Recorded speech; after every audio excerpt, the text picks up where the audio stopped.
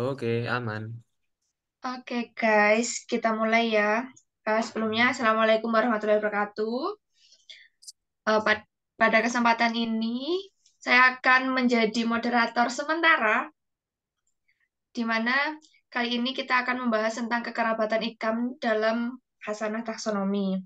Nah, sebelum dimulainya presentasi kita pada malam hari, malam hari ini, alangkah baiknya kita berdoa menurut agama dan keyakinan masing-masing. Berdoa dapat dimulai.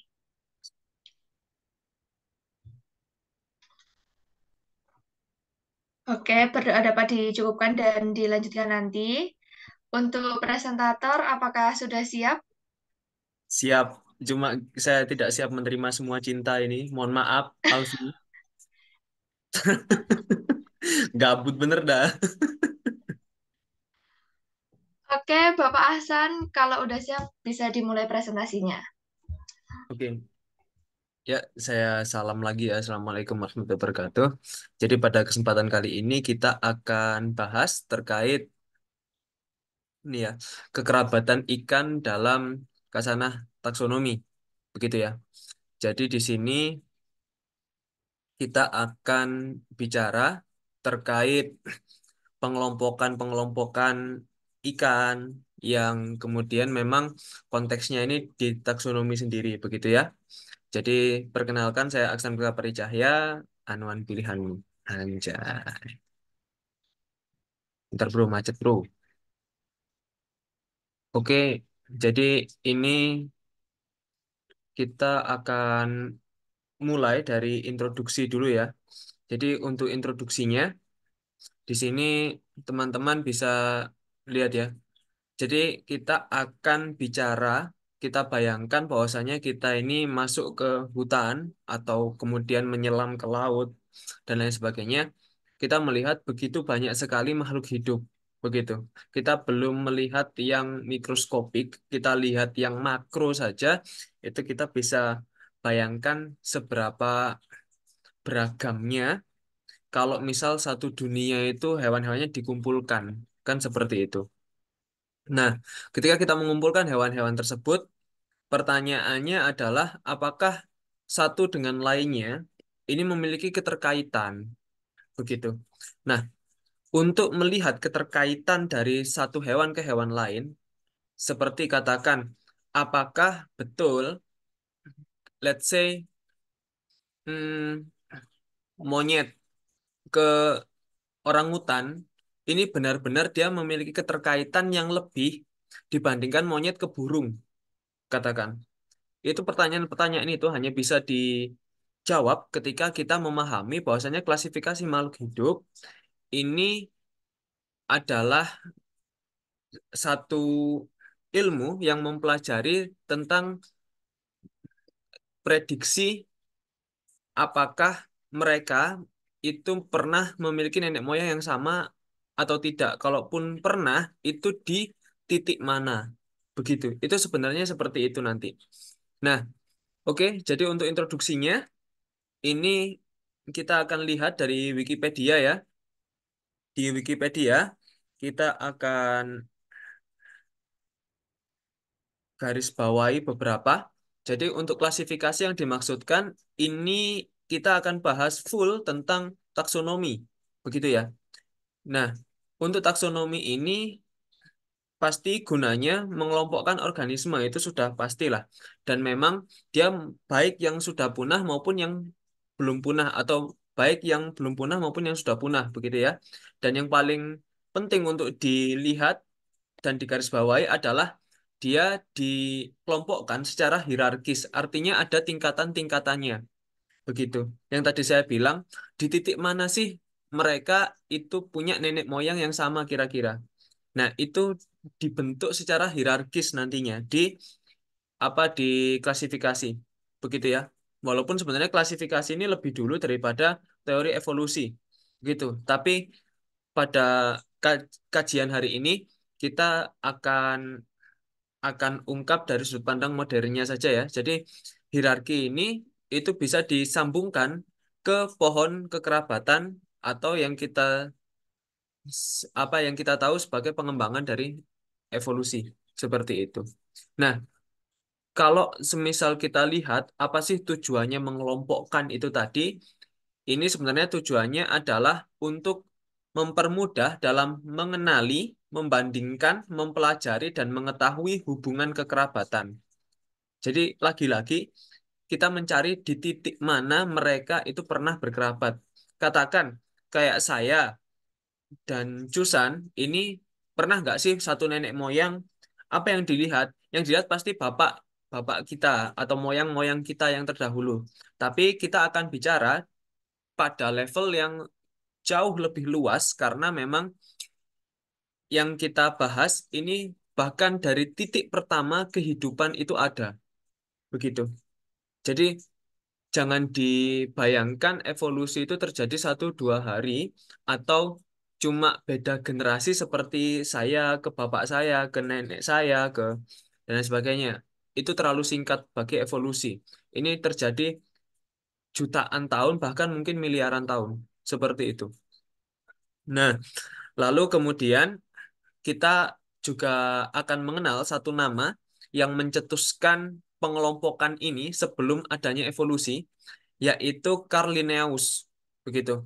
Atau kita sebut sebagai Carolus Linnaeus, bapak taksonomi modern, begitu.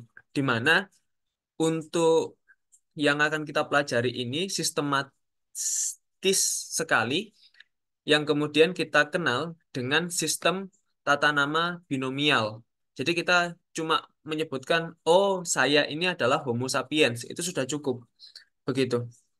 Karena sebelumnya itu pendeskripsian spesies itu tidak cukup dengan 2 kata, begitu.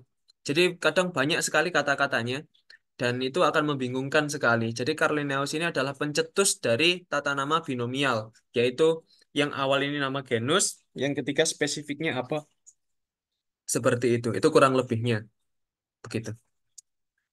Nah, saya rasa tanpa berlama-lama kita akan masuk pada bab hierarki taksonomi itu sendiri seperti apa. Jadi tadi kan pengelompokannya kan secara hierarkis ya. Kalau teman-teman browsing, maka teman-teman bisa mendapatkan dua, katakan teman-teman lihat yang modelnya piramida, begitu ya. Di sini contoh saya adalah piramida. Teman-teman bisa mendapatkan 2 piramida yang dia berbeda konteksnya, begitu. Yang pertama, mau dibalik ataupun tidak, yang perlu dilihat adalah luasan dari dari tingkatan itu tingkatan tersebut, luasannya ini besar atau tidak. Nah, kalau di piramida yang kiri ini luasan paling besar ditempati oleh spesies, begitu. Tapi di piramida yang kanan ini spesies ada pada luasan yang paling kecil, begitu. Jadi yang satu ini dia melebar, begitu ya, dari domain itu dia melebar.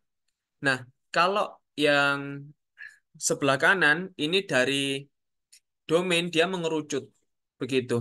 Nah, saya tidak menyalahkan ataupun membenarkan salah satu, gitu ya. Bisa dipakai dua-duanya. Ini tergantung pada sudut pandang kita, begitu. Nah, jadi kalau yang kiri itu saya anggap sudut pandangnya adalah kuantitatif. Jadi pastinya jumlah spesies itu lebih banyak daripada genus. Jumlah genus lebih banyak daripada family. Jumlah family pasti lebih banyak daripada ordo dan lain sebagainya. Dan terus seperti itu.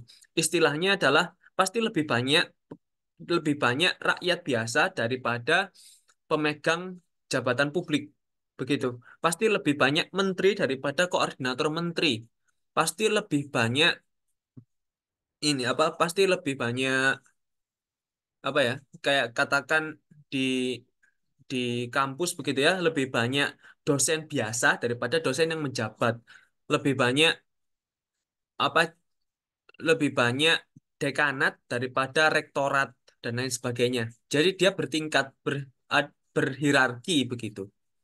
Nah, jadi ini dilihat dari jumlahnya seperti itu. Jadi akan sangat janggal sekali kalau semisal ada paper yang menyebutkan, katakan, ini contoh saja ya, ini saya tidak menemukan paper itu, tapi contoh saja, katakan ada yang ngomong, oh saya ini sudah mengidentifikasi hewan-hewan yang ada di satu waduk. sampai ke level spesies. Dan yang saya temukan adalah apa katakan dia menemukan 20 spesies dari 21 ordo. Itu tidak mungkin. Karena apa? Karena ordo pasti lebih sedikit atau minimal sama. Dengan asumsi bahwasanya satu ordo itu cuma ada satu spesies yang dia temukan. Seperti itu. Kalau dia memang sudah me, ini ya, mengidentifikasi sampai level spesies keseluruhan sampel, itu akan aneh. Gitu kalau semisal contohnya seperti itu. Nah, kalau yang di kanan ini adalah kualitatif. Artinya semakin dia semakin dia ke atas, maka semakin mengerucutlah itu. Gitu. Jadi dia semakin detail. Kamu menyebutkan Kingdom Animalia itu bisa menyebutkan banyak sekali hal. Begitu. Tidak cuma padahal yang kamu maksud maunya manusia. Begitu. Tapi kan banyak sekali. Bisa saja kucing, bisa saja apa burung, bisa saja apapun ikan dan lain sebagainya. Tapi kalau misal dinaikkan lagi, lama-lama mengerucut sampai ke level spesies itu baru spesifik detail yang kamu maksud yang mana. Nah, itu adalah sudut pandang kualitatifnya. Begitu. Jadi terserah. Cuman yang perlu saya himbau, teman-teman kalau semisal mau katakan, oh saya mau menghafalkan hierarki taksonomi, itu juga harus hati-hati karena terkadang seperti di ini ya, seperti di yang kiri itu kalau teman-teman ini ya, teman-teman jeli, dia tidak ada family di sini. Begitu. Jadi ada yang terlewat. Begitu. Sementara kalau yang di kualitatif di sini contohnya, ini contohnya yang yang memang kurang begitu ya. Ini tidak ada domain. Tapi kalau misal saya disuruh menilai mana yang lebih benar, ini saya akan ngomong bahwasanya yang lebih benar ini yang kanan. Begitu. Karena terkadang domain ini dianggap sebagai super kingdom. Begitu. Nah, mulai ada super, mulai ada ini ya. Kita akan bicarakan habis ini. Nah, sebenarnya apakah cuma spesies, genus, family, ordo, kelas, filum, kingdom, dan domain? Sebenarnya tidak. Ada juga suku. Tapi ini opsional sekali. Suku ini ada di antara family dan genus. Jadi teman-teman bisa menggunakan suku ini kalau semisal, oh ini itu dia tidak sespesifik genus, tapi juga tidak selebar family. Begitu. Saya perlu yang di tengah-tengahnya. Nah, teman-teman bisa tambahkan suku di situ. Lalu kemudian ada juga di antara filum dan kelas, ini divisi. Itu juga opsional. Tapi kalau divisi, ini terkadang kalau di botani, dia menggantikan filum. Begitu. Tapi kalau di zoologi, dia sangat amat jarang sekali dipakai. Kalaupun dipakai, dia ada di tengah-tengah antara filum dan kelas. Begitu. Nah, kita akan belajar di sini ya, terkait penyebutan. Kadang ada super ordo, kadang ada subordo, ada intraordo, begitu ya. Nah, ini adalah tingkatan tambahan. Kapan kita menggunakannya adalah ketika kita semakin berhati-hati. Jadi sebenarnya kita ini kalau menggunakan tingkatan-tingkatan ini itu adalah berdasarkan kehati-hatian kita saja dalam mengklasifikasikan. Begitu. Jadi tingkatan-tingkatan ini adalah kelompok begitu saja. Gitu. Kita mengelompokkannya itu katakan mau hati-hati, kita bisa gunakan, oh ini dia bukan masuk ke genus, apa, sorry, katakan dia tidak masuk ke family, dia masih di ordo, tapi dia lebih kecil daripada ordo itu sendiri kelompoknya, cakupannya. Ah, teman-teman bisa menggunakan subordo, gitu. Ah, dia lebih kecil lagi daripada sub. Oh, dia berarti bisa menggunakan intraordo, begitu. Oh, dia lebih kecil lagi. Nah, terakhir sekali teman-teman bisa pakai parv ordo, begitu. Nah, jadi di sini ada atau katakan, oh dia di atas, apa dia lebih kecil dari parv ordo, gitu loh. Nah, berarti teman-teman bisa pakai super family di sini, begitu. Jadi di bawahnya parv ada super family. Jadi masuknya sudah ke taksa yang berikutnya, begitu. Tapi kita superkan itu. Nah, biasanya super ini penggunaan kata super ini umum di kingdom ke spesies. Filum ke spesies ini ada sub dan intra. Ini umum di filum dan spesies walaupun apa ada beberapa titik di mana dia tidak umum. Katakan seperti apa subgenus itu jarang sekali dipakai dan lain sebagainya. Gitu ya. Lalu kemudian parv ini cuma khusus di kingdom sampai ke ordo. Begitu. Nah, jadi kalau domain dia tidak pernah ada ceritanya punya sub, intra ataupun parv begitu. Bahkan super ini nggak ada begitu ya. Tapi apa yang lebih atas daripada domain nanti kita akan belajar gitu ya. Nah, oke, kita akan lihat pada sudut pandang kualitatif dulu. Kalau sudut pandang kualitatif, maka katakan teman-teman tebak-tebakan dengan kawan teman-teman begitu ya. Nah, kawannya teman-teman ini mengambil satu kartu begitu. Jadi ada disediakan beberapa kartu. Teman disuruh menebak kartu apa yang dia ambil. Oh, apakah dia eukarya? Oh, betul. Artinya teman-teman bisa menyingkirkan kartu-kartu seperti bakteri dan lain sebagainya. Itu bisa teman-teman hilangkan. Lalu kemudian, apakah dia memiliki ini apa? Memiliki ini apa? Memiliki sel hijau? Oh, tidak punya. Ah, artinya dia bukan tanaman, bukan plantae. Oh, berarti dia masuk kingdom animalia. Berarti teman-teman bisa mengenyampingkan tumbuhan. Oh, apakah dia itu apa menggunakan ini apa? Apakah dia itu menggunakan exoskeleton dan tidak memiliki ini apa? Tidak memiliki apa? Tidak memiliki benang syaraf. Nah, oh tidak. Artinya teman-teman bisa membuang invertebrata seperti serangga gitu. Oh, apakah dia ini ovipar? Dalam artian dia bertelur. Oh, tidak. Nah, berarti teman-teman bisa ajukan ikan begitu. Sampai kemudian mengerucut ke sub apa kalau di dalam kasus ini subspesies dari si anjing begitu ya. Canis lupus familiaris. Jadi kalau teman-teman bingung kenapa kok dia sama antara anjing dan ini ya dan serigala karena memang anjing ini adalah domestikasi dari serigala abu-abu yaitu Canis lupus begitu ya. Nah, oke, lanjut di sini. Ini adalah contoh dari penggunaannya. Ini mamalia ya. Ini semua mamalia di sini. Nah, di sini kita bisa lihat bahwasanya setiap ini ya, setiap tingkatan itu memiliki penciri khusus. Begitu. Penciri utamanya dia dikelompokkan sebagai itu apa? Katakan ada orang yang tidak setuju kalau manusia itu dianggap hewan. Lah, padahal kalau dalam taksonomi yang disebut sebagai animalia atau hewan, ini adalah multicellular organism. Apakah kita multiseluler? Pasti. Begitu kan? Nah, lalu kemudian yang kedua, selnya punya nukleus. Apakah kita punya nukleus di sel kita? Punya. Begitu kan? Lalu kemudian memiliki membran yang apa yang lat atau kurang begitu ya untuk dindingnya. Apakah benar? Benar. Begitu. Kalau semisal teman-teman ini ternyata menemukan manusia ini ada penciri yang kemudian berbeda di sini, maka bolehlah teman-teman membuat kingdom baru. Kalau tidak, ya pasti masih masuk animalia di sini. Gitu.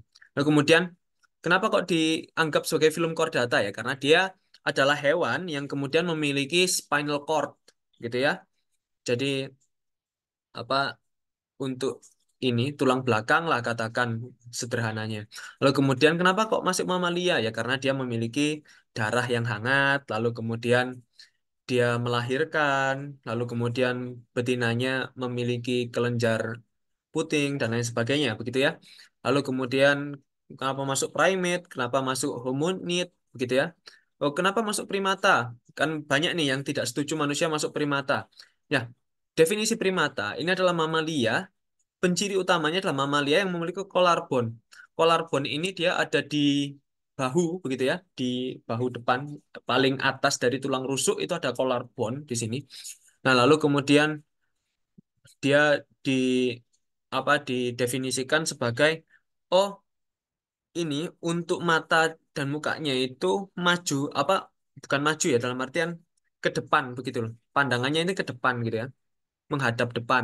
Lalu kemudian dia punya jemari yang bisa menggenggam dan kemudian ada dua tipe gigi, incisor dan molar. Nah, ini kan semua kita punya begitu, penciri-penciri ini. Makanya kita masuk primata. Gitu. Kenapa kok familinya homonid? Nanti teman-teman bisa ini ya, bisa lihat di sini kenapa Okemusnya Homo sampai ke spesies Homo sapiens. Walaupun kemudian katakan antara satu spesimen dengan katakan spesimen yang ini dengan spesimen yang ini dan spesimen yang ini dia berbeda-beda tingkahnya. Nah, tapi pencirinya ini masih sama. Ya, bos, berarti dia masih satu klasifikasi seperti itu.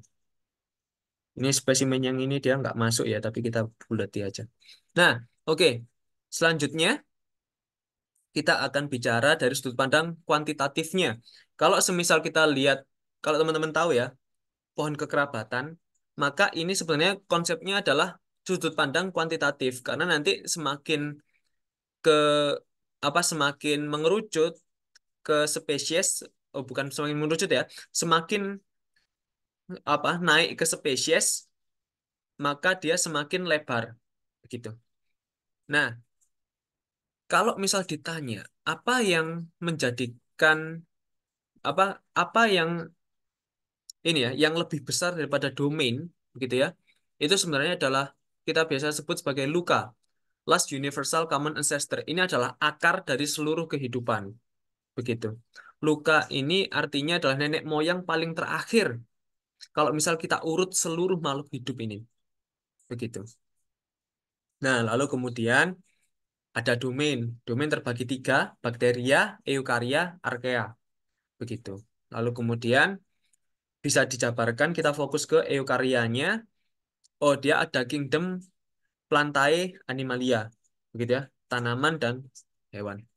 Nah, sebenarnya ketika dia pada masa itu, gitu ya, luka ini bisa jadi kita anggap sebagai spesies, begitu. Nah, ketika dia berkembang, lalu kemudian terpecah, ada cikal bakal nenek moyang bakteria, ada cikal bakal nenek moyang eukarya, ada cikal bakal nenek moyang archaea. Ini maka bisa jadi domain ini adalah spesies, sementara luka ini sudah menjadi genus, begitu. Nah, lalu kemudian masuk lagi ke sini, dia terpecah menjadi plantae dan animalia, ya, nenek moyang tanaman dan nenek moyang animalia. Bisa jadi di sini pada tahapan ini dia adalah spesies, lalu kemudian domainnya ini jadi genus, dan kemudian rootnya ini sudah jadi family, begitu. Ini contoh sederhananya saja ya, menyederhanakannya seperti itu saya. Nah, lalu kemudian animalin masih terpecah banyak sekali. Ada chordata, echinodermata, arthropoda, nematoda, dan lain sebagainya. Seperti itu. Nah, lalu kemudian artinya tadi ya yang saya jelaskan, ini kenapa kok dia bisa jadi kingdom dan sebagainya. Karena spesies itu terus berkembang. Karena setiap keturunan memiliki variasi. Jadi dia berkembang, berkembang, berkembang, berkembang, sampai kemudian karakter yang lama ini hilang dan tidak tertracking kecuali dari fosil biasanya. Begitu ya. Nah, lalu kemudian animalia terpecah menjadi beberapa filum, begitu ya. Nah, kita fokus ke chordata, gitu ya. Apakah semua chordata ini vertebrata? Tidak juga. Ada chordata yang invertebrata. Apa bedanya invertebrata atau dalam bahasa Indonesia disebut ini ya, disebut avertebrata ya. Avertebrata bahasa Indonesia, invertebrata itu bahasa internasional begitu ya. Apa bedanya invertebrata dan vertebrata?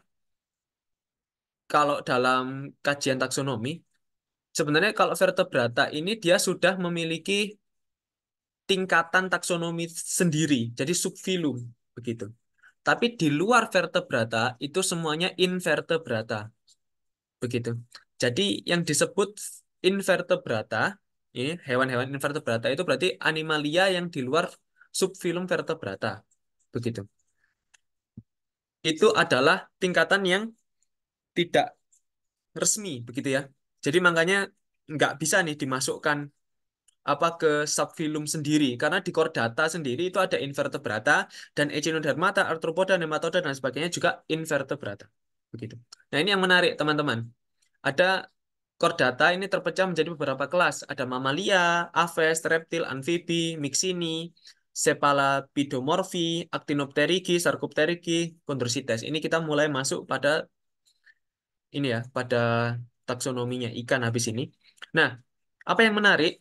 Makanya saya bilang, kalau semisal teman-teman itu masuk ke perikanan, lalu kemudian teman-teman ini merasa sulit untuk menemukan ide dan lain sebagainya, mungkin teman-teman kurang melihat lapang. Begitu, karena teman-teman ada di Indonesia, dan kemudian di Indonesia juga keragaman ikannya sangat beragam. Seperti itu. Nah, kalau dari sini, sebenarnya mungkin teman-teman yang familiar ini Actinopterygii mungkin familiar. Chondrosites mungkin masih familiar atau elasmobranchi begitu ya. Ini kan tulang lunak, tulang keras begitu.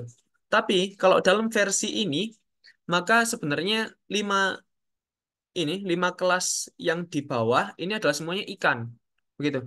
Jadi ketika teman-teman dulu belajar di SMP, oh ikan itu Pisces kelasnya. Nah, tidak cukup teman-teman mendefinisikan ikan ini adalah hewan air selain amfibi, reptil, aves, dan mamalia. Begitu. Akhirnya dipecah. Oh, ada tulang keras, tulang lunak. Apakah itu menyelesaikan masalah? Tidak juga. Masih dipecah lagi. Begitu. Akhirnya kalau dalam versi ini 5. Begitu ya. Oke, kita lanjut dulu. Jadi 5 itu kan sebenarnya banyak sekali kan. Nah, ini 5-limanya.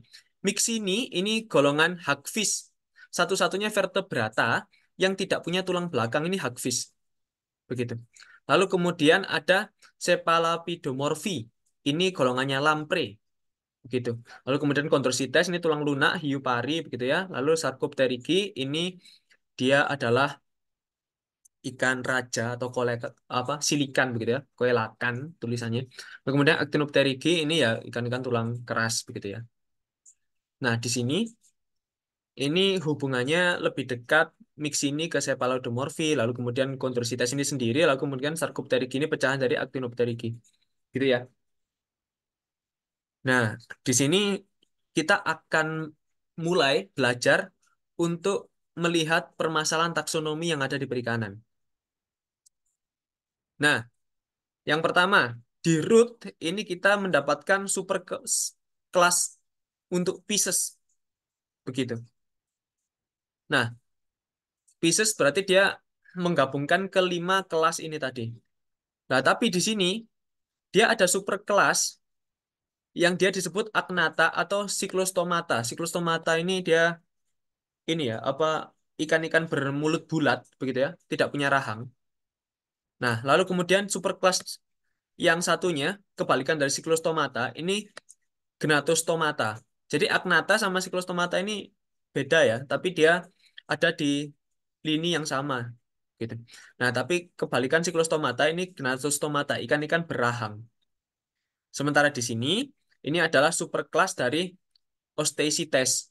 Loh, kok dari tadi superclass semua? Nah, ini. Jadi terkadang kita itu akan menemukan kebingungan-kebingungan seperti ini. Yang satu ini super kelas, yang satu super kelas, yang satu super kelas, semua super kelas. Kalau dalam kasus ini. Kenapa? Nah, ini masih sedikit permasalahan. Kita akan lihat di postscriptumnya. Teman-teman bisa lihat di sebelah kiri ada tulisan di sini. Gnatostomata ini dia dianggap sebagai infrafilum. Ada yang bilang dia super kelas, ada yang bilang infrafilum. Begitu. Lalu kemudian Pisces ini adalah informal. Begitu. Jadi dia tidak valid untuk digunakan di sini. Oke lah. Lalu kemudian, oh kelas ikan itu cuma 3 yang tadi saya bilang. Ada apa? Ada ikan-ikan ini Cyclostomata, lalu kemudian dia satu lagi itu tulang lunak, satu lagi itu tulang keras. Begitu. Ada yang bilang, oh kelas ikan itu nggak cuma 3 dan nggak cuma 5, dia 10 bahkan. Begitu. Lalu kemudian ada juga yang bilang hewan darat merupakan osteichthyes. Jadi yang tadi kita bilang aves, mamalia, reptil, amfibi itu dia adalah pecahan dari osteichthyes. Jadi sebenarnya kelas itu fokusnya di ikan, begitu. Mengingat sejarah dari vertebrata darat itu memang dari ikan.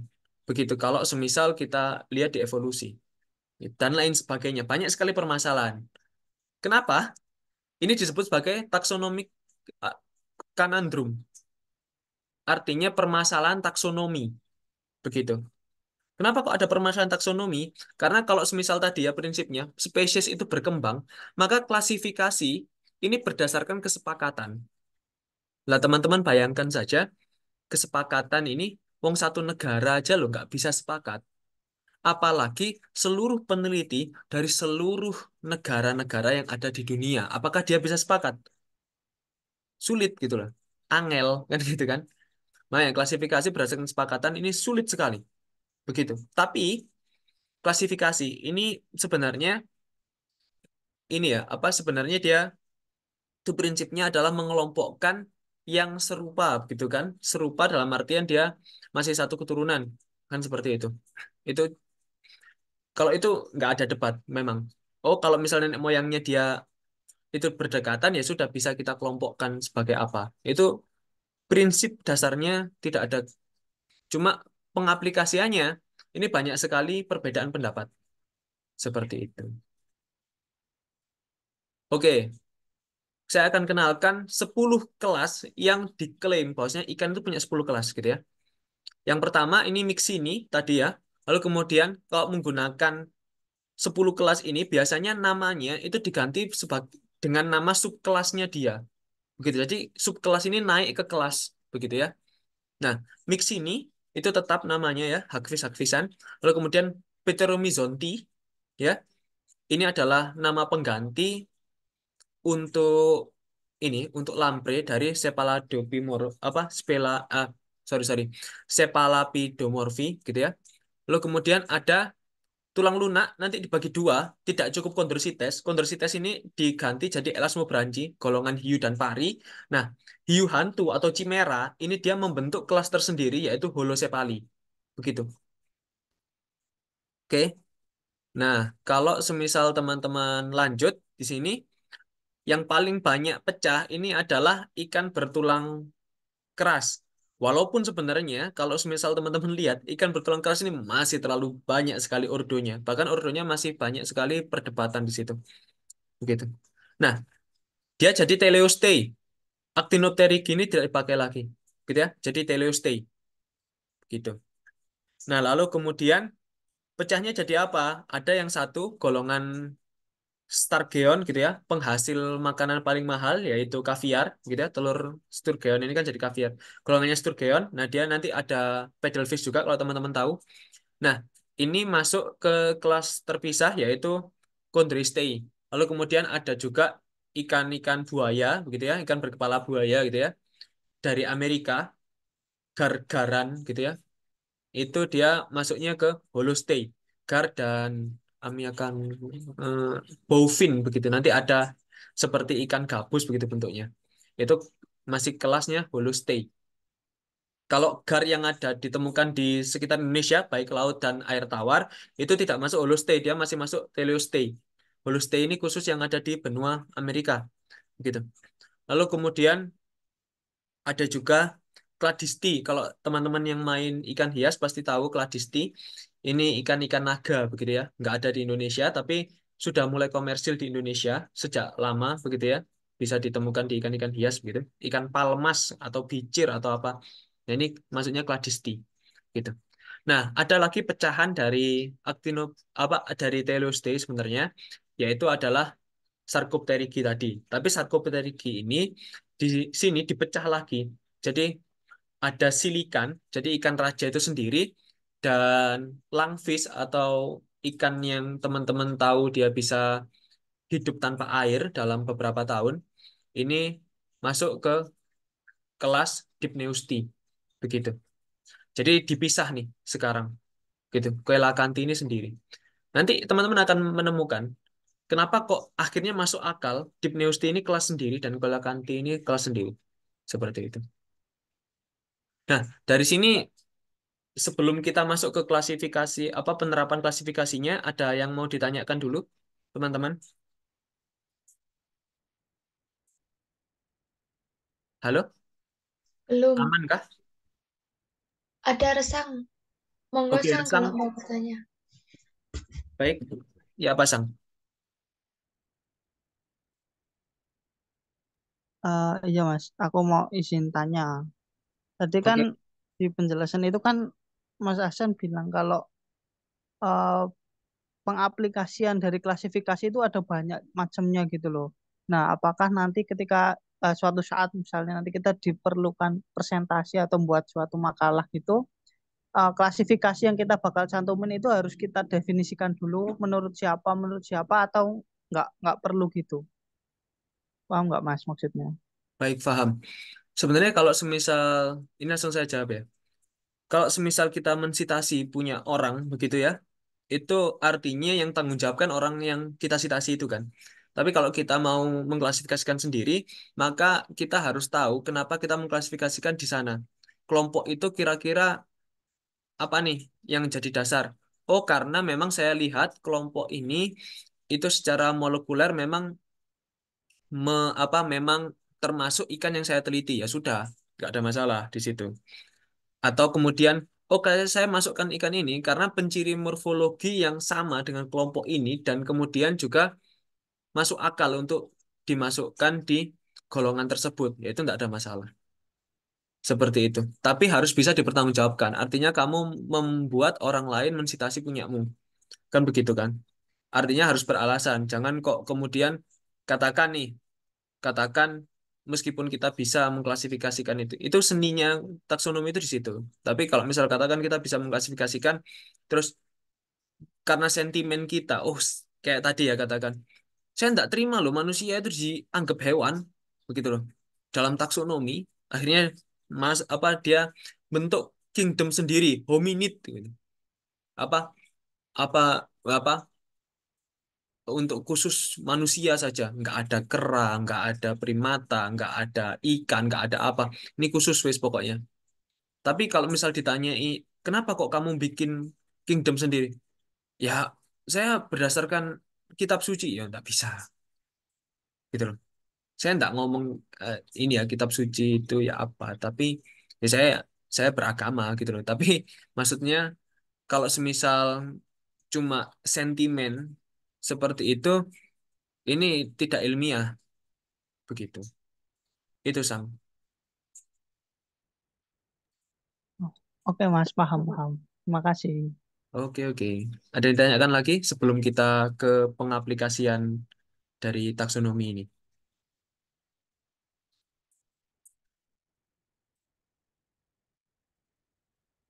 Oke belum ada ya kayaknya ya. Kita lanjut dulu. Iva mau tanya, Iva? Atau? Mas, sudah cukup. Oke, oke. Oke, kita akan lanjut di sini. Ternyata tadi ini ya, anggotanya tambah ada Mbak Rengga ya di sini ya. Kita akan ngomongkan tentang tuna karena Mbak Rengga ini ahlinya tuna. Kita beri beban moral dulu ya. Nah, kita akan masuk ke klasifikasi dari salah satu ikan. Kita ambil contohnya. Ini ada tuna sirip biru selatan, gitu ya. Nah, tuna sirip biru selatan ini bisa teman-teman dapatkan juga di ini ya di Malang Selatan juga ada ini tuna sirip biru selatan persebarannya ada di Indonesia gitu. Nah, dia kita lihat ini dari Inaturalis gitu ya. Jadi kingdomnya Animalia. Oke, make sense. Kemudian Chordata dia punya tulang belakang. Oke, make sense. Dia berarti subfilumnya Vertebrata, ya kan? Make sense. Oke. Kemudian kelasnya Actinopterygi, berarti dia menggunakan prinsip ikan itu cuma dibagi menjadi 5 kelas karena dia masih pakai Actinopterygi, kan begitu. Lalu kemudian ordonya ini Scombriformes. Nah, jadi ini ordo baru. Sebelumnya dia tidak ada di Scombriformes, dia Perciformes, tapi sekarang sudah direvisi begitu ya. Nah, ini contoh salah satu ikan yang mengalami revisi di taksonominya begitu. Nah, lalu kemudian subordonya Scombroideae. Kalau subordonya dia tidak pernah berubah, dia pasti Scombroideae dari dulu. Nah, lalu kemudian familinya Scombridae, famili dari makarel, tuna dan bonito. Atau kalau di Indonesia berarti famili tuna ini masuk termasuk tuna, tongkol, kembung, lalu kemudian macam-macam ya, apa cakalang dan lain sebagainya itu masih masuk di situ. Bahkan ini apa tenggiri gitu ya. Ini masih masuk ke keluarga Scombridae gitu ya. Lalu kemudian subfamilinya ini Skombrinae begitu. Nah, kalau teman-teman masih ini ya, masih kurang begitu, tribe-nya mungkin bisa ditambahkan itu Tunini kalau si tuna-tunaan ini ya. Lalu kemudian atau sukunya itu Tunini gitu kalau mau ditambahkan. Nah, lalu kemudian genusnya ini Tunus, lalu spesiesnya Tunus makoyii. Seperti itu. Dan ini pasti semua apa punya penciri-penciri khusus sendiri begitu ya.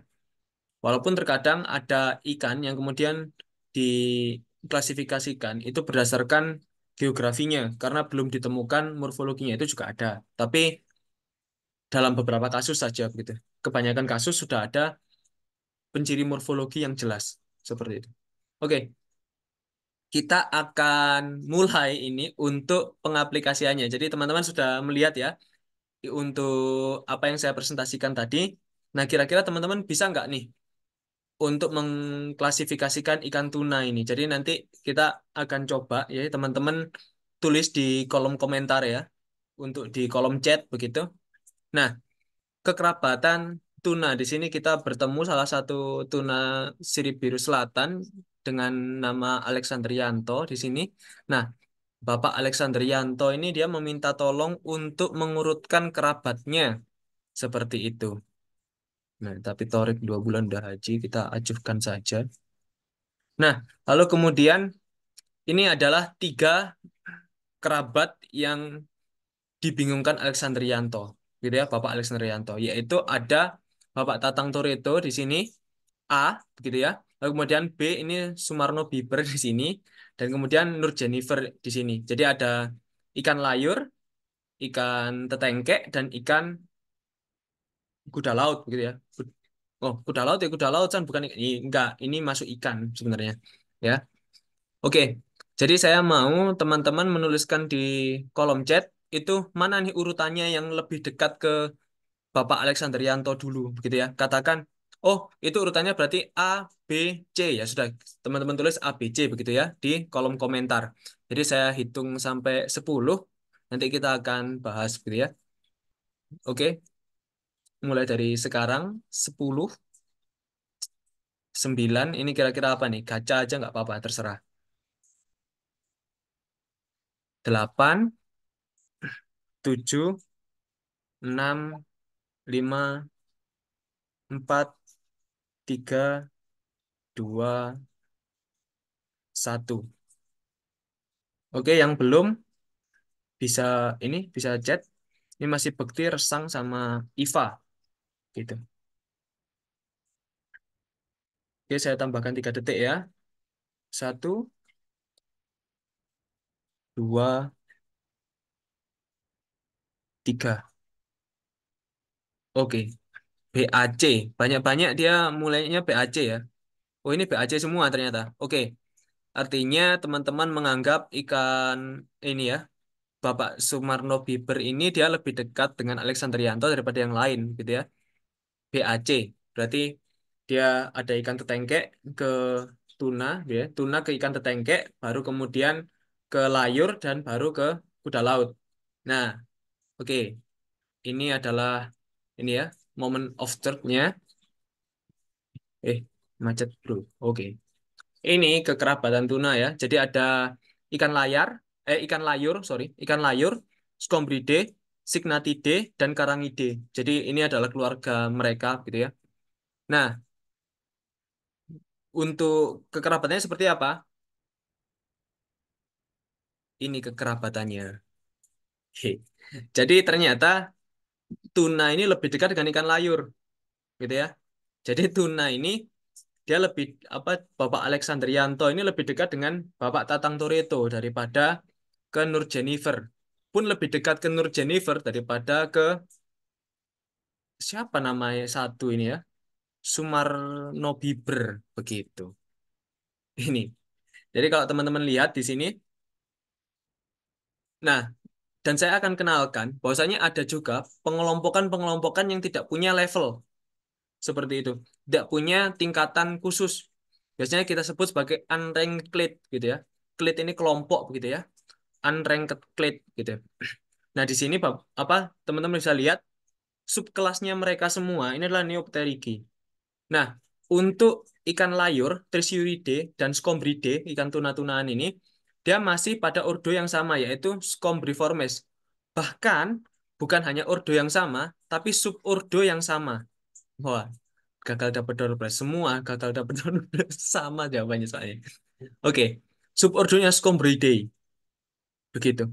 Nah, lalu kemudian uniknya di sini, mereka masih satu clade, yaitu disebut sebagai Scombrimorpharia dengan kuda laut seperti itu. Nah, dengan kuda laut. Nah, di sini untuk ini apa? Untuk yang paling dieluh-eluhkan dekat dengan tuna ya, ini adalah Karangide. Karangide ini dia ternyata sangat jauh sekali. Dia hanya sama pada level subkelas karena dia masuk pada kelompok terpisah yaitu Karangimorpharia. Seperti itu. Jadi terkadang evolusi itu terjadi ini secara apa ya, secara analog begitu. Artinya dia tidak apa penciri yang kita lihat sama itu ternyata dia tidak diturunkan dari nenek moyang yang sama, tapi hanya adaptasi yang sama. Seperti itu. Jadi untuk morfologi terkadang juga ini makanya banyak sekali penemuan-penemuan yang kemudian apa ya, tidak masuk akal di kita. Padahal sebenarnya memang secara genetik terungkapnya seperti itu kadang. Seperti itu. Oke, kita akan lihat yang kasus-kasus lain ya. Apa aja nih yang kira-kira bisa bikin shock nomor 5 kejang-kejang gitu ya. Kita akan bahas dari filogenetik ikan modern gitu. Nah, ini adalah satu filogenetik yang kemudian sudah tercangkup banyak sekali kelompok ikan begitu ya. Nah, Chondrocites atau hiu ini dia sudah terpisah sendiri. Lalu kemudian baru kita lihat di sini Osteichthyes. Jadi ikan-ikan tulang keras begitu ya. Nah, ini Sarcopterygi. Nah, yang menarik apa di sini? Sorotannya. Tetrapodomorpha ini lebih dekat dengan Coelacanthiformes dibanding Ceratodontiformes. Jadi, tadi kan ada yang bilang Sarcopterygi itu adalah ikan ini ya, ikan koelakan ini bersama dengan si si ikan langfish begitu ya. Tapi ternyata hubungan ini salah begitu. Yang benar adalah kalau dari ini ya, kalau dari filogenetik ini, jadi yang lebih dekat itu ternyata koelakan ini lebih dekat dengan kata daripada ikan langfish begitu. Makanya ada yang kemudian mengatakan untuk hewan-hewan darat itu pecahan dari Osteichthyes. Jadi nanti kata itu dan lain sebagainya itu dia lebih dekat dengan silikan daripada ikan-ikan ini sendiri. Begitu. Jadi lumayan ini ya, lumayan shocking moment mungkin kalau misal teman-teman ini apa tidak pernah ini lihat pengelompokan yang seperti ini begitu. Hanya lihat dari morfologinya. Nah, lalu kemudian ada juga terkadang kita mengelompokkan. Pun saya dulu itu mengelompokkan oh ikan yang memiliki pernafasan tambahan itu satu kelompok begitu loh. Nah, ternyata kita lihat di poin kedua, lele ya, Siluriformes ini lebih dekat ke Clupeiformes. Clupeiformes ini golongan ikan sarden, teri dan lain sebagainya itu daripada ke Osteoglossomorpha atau ikan arwana. Kan lele dan arwana kan punya pernafasan tambahan. Tapi ternyata lele ini lebih dekat ke ikan-ikan laut seperti seperti teri dan ini dan lemuru atau sarden begitu daripada ke ikan arwana. Lele yang biasanya di kali begitu ya lebih dekat dengan ikan laut gitu. Yang kemudian memang ikan laut itu juga tidak punya pernafasan tambahan daripada ke ikan arwana yang punya pernafasan tambahan dan tinggal sama-sama di kali gitu ya. Nah, lalu kemudian masih pada masih pada kasus yang sama gitu ya, pernafasan tambahan. Ini kita lihat di sini ada Anabanthomorphariae ya, kelompok ini lebih dekat ke Signatiformes daripada Siluriformes. Artinya apa?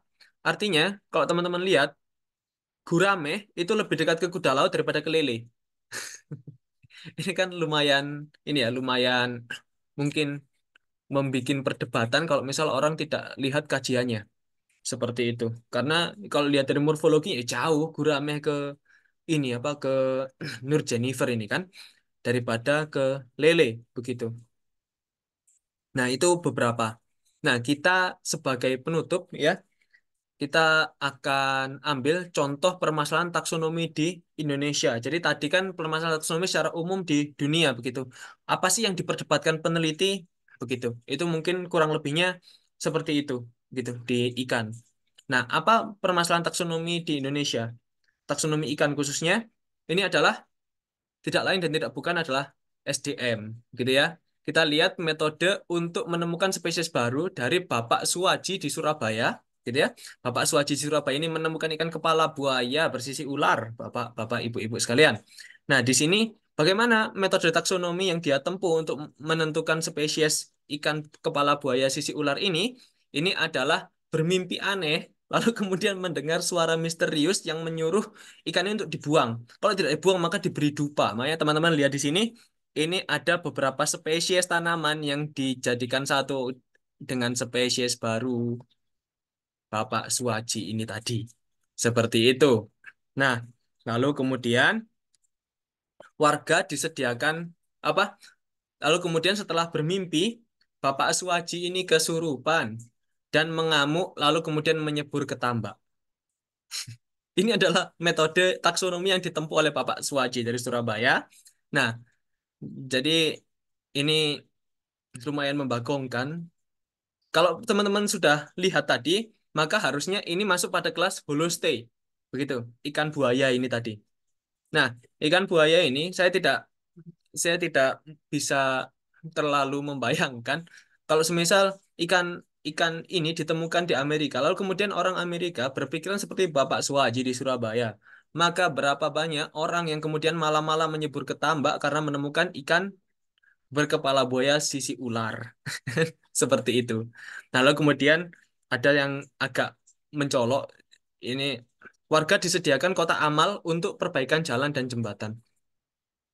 Jadi ujung-ujungnya ada penarikan uang, walaupun saya tidak bilang kalau misal ini penarikan uang ini itu dipakai Bapak Suwaji sendiri atau bagaimana, tidak, tapi kan ya lumayan perlu digarisbawahi begitu. Karena pasti ini jadi bahan tontonan dan kemudian ada celah untuk mencari uang.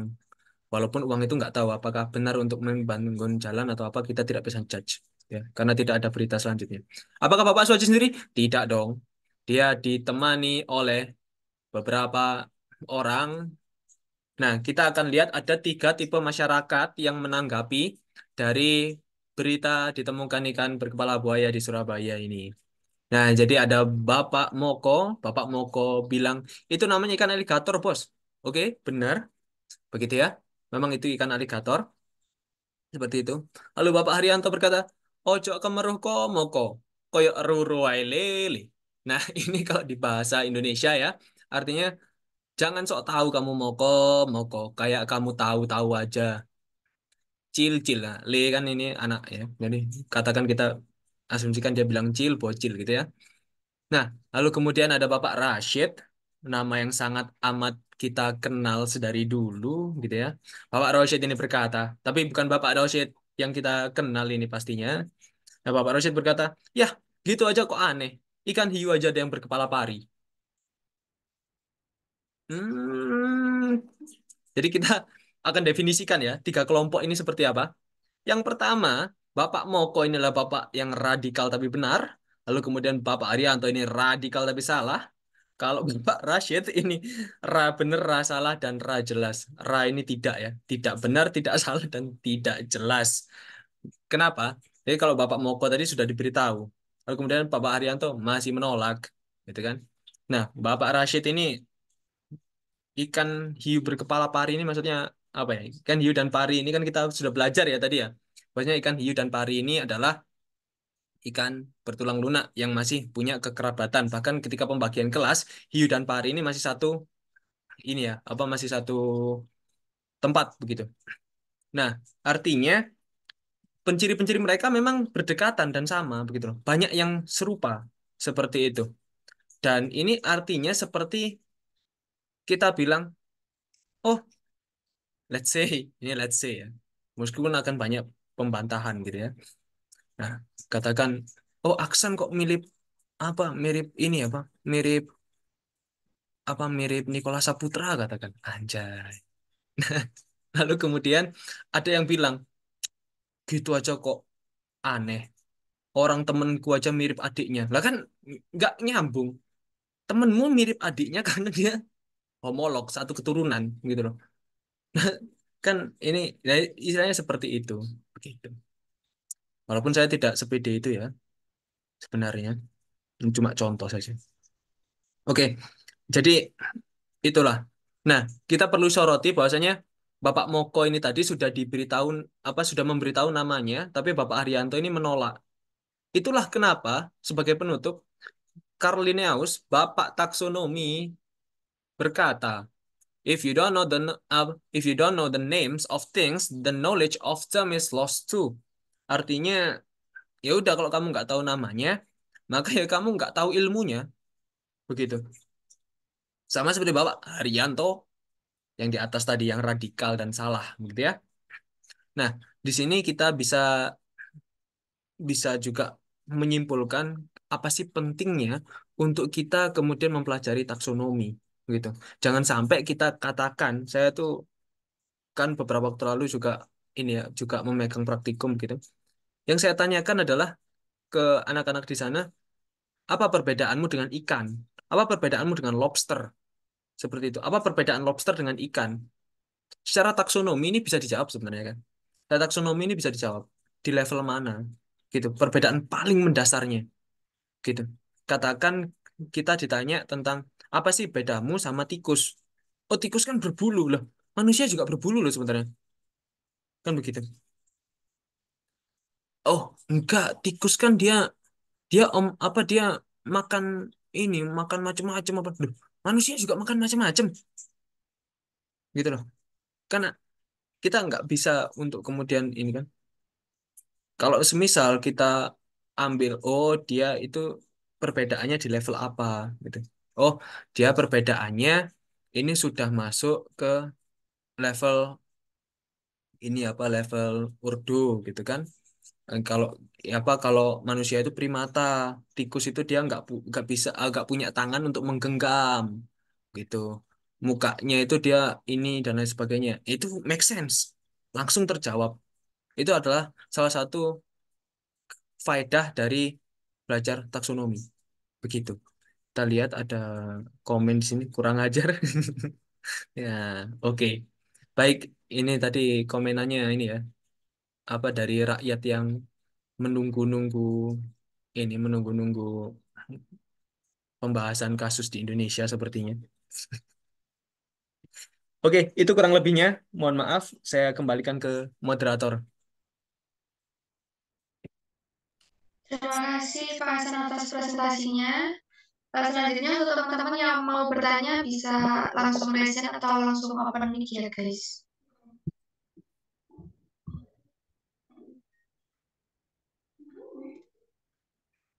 Ada yang mau bertanya? Sepertinya belum ada. Belum ada? Belum sepertinya. Halo. Mungkin dari aku sendiri boleh San? Boleh, boleh. Ini San, aku masih belum terlalu paham eh, pembagiannya kapan kita bisa menggunakan super class sama sub apa tadi ya yang satunya? Sub Ah, sub, super sama ya, sub itu loh.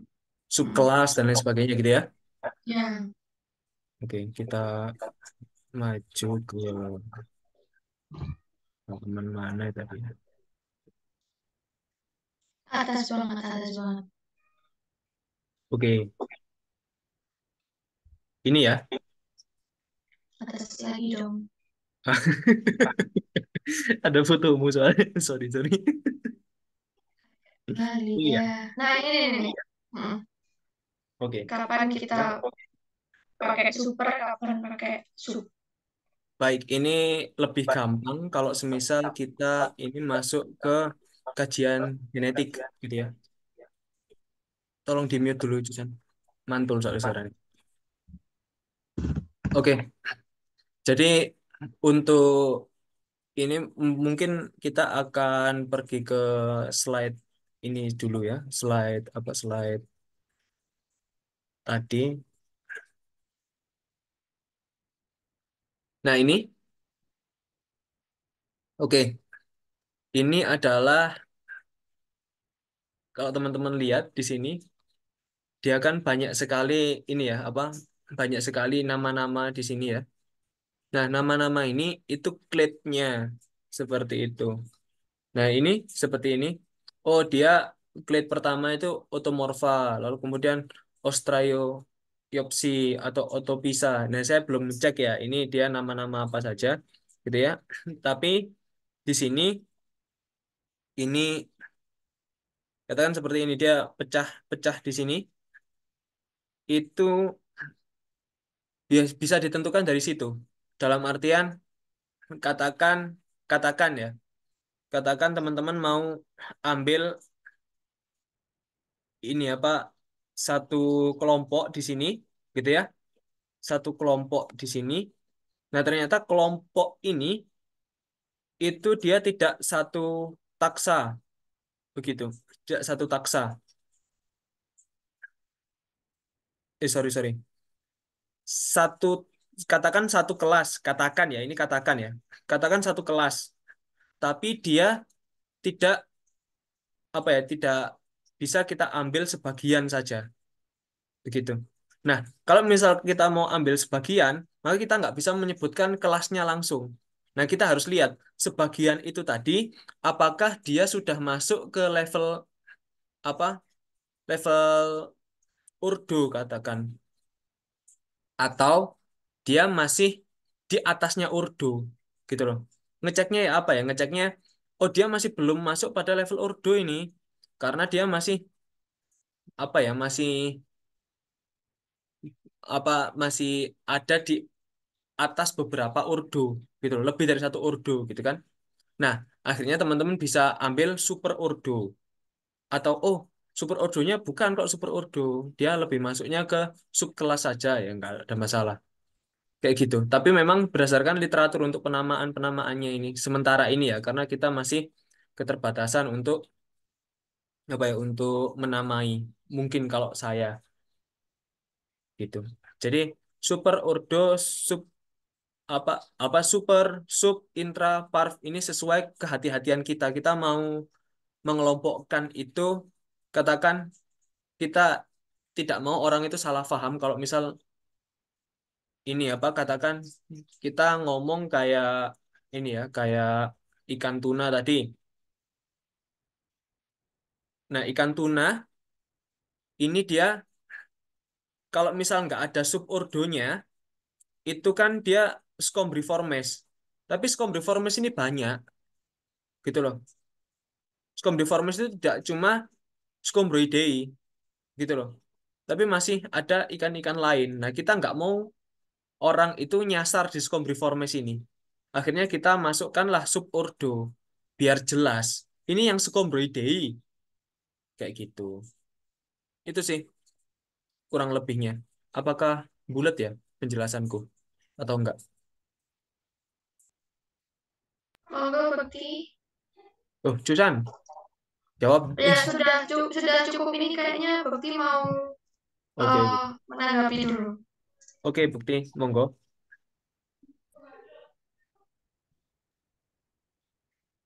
Halo? Gak bisa Kak Bek? Masuk nggak? Oh, masuk, masuk. Masuk.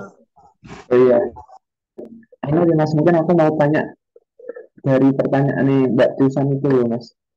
Siap, siap. Terkait masuk ke sub itu kayak apa, terus masuk ke kategori satunya itu kayak apa, itu mungkin anu kan Mas.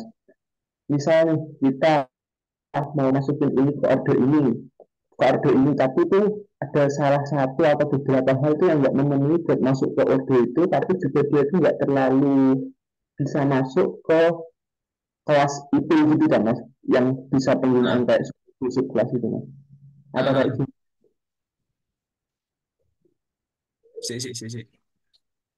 Iya, jadi dia berdasarkan ini sih kehati-hatian sebenarnya kan. Tapi memang sorry Bek, aku rada lost itu tadi. Maksudmu ini jadi ini ya apa kayak ada persyaratan yang kemudian menjadikan dia ini adalah apa gitu ya, Bek ya maksudmu? Ada persyaratan-persyaratan khusus untuk subnya apa, supernya apa gitu ya, Bek ya? Nah, iya Mas. Nah, jadi bisa seperti itu, tapi biasanya kalau semisal kita ngomong di genetik ya, di genetik ini artinya kan kita bisa saja menemukan hal yang baru dari genetiknya dulu sebelum kita menemukan morfologinya. Kan bisa jadi seperti itu. Nah, seperti di sini kita bisa lihat dia ini antara subkelas sama ordo. Ini dia mau mengambil cuma layur, tuna, dan kuda laut katakan. Nah, akhirnya dia masih bingung nih. Ada klip di sini, ada kelompok loh di sini. Kita nggak mau kemudian kelompok ini itu jadi satu dengan Karangide, gitu loh.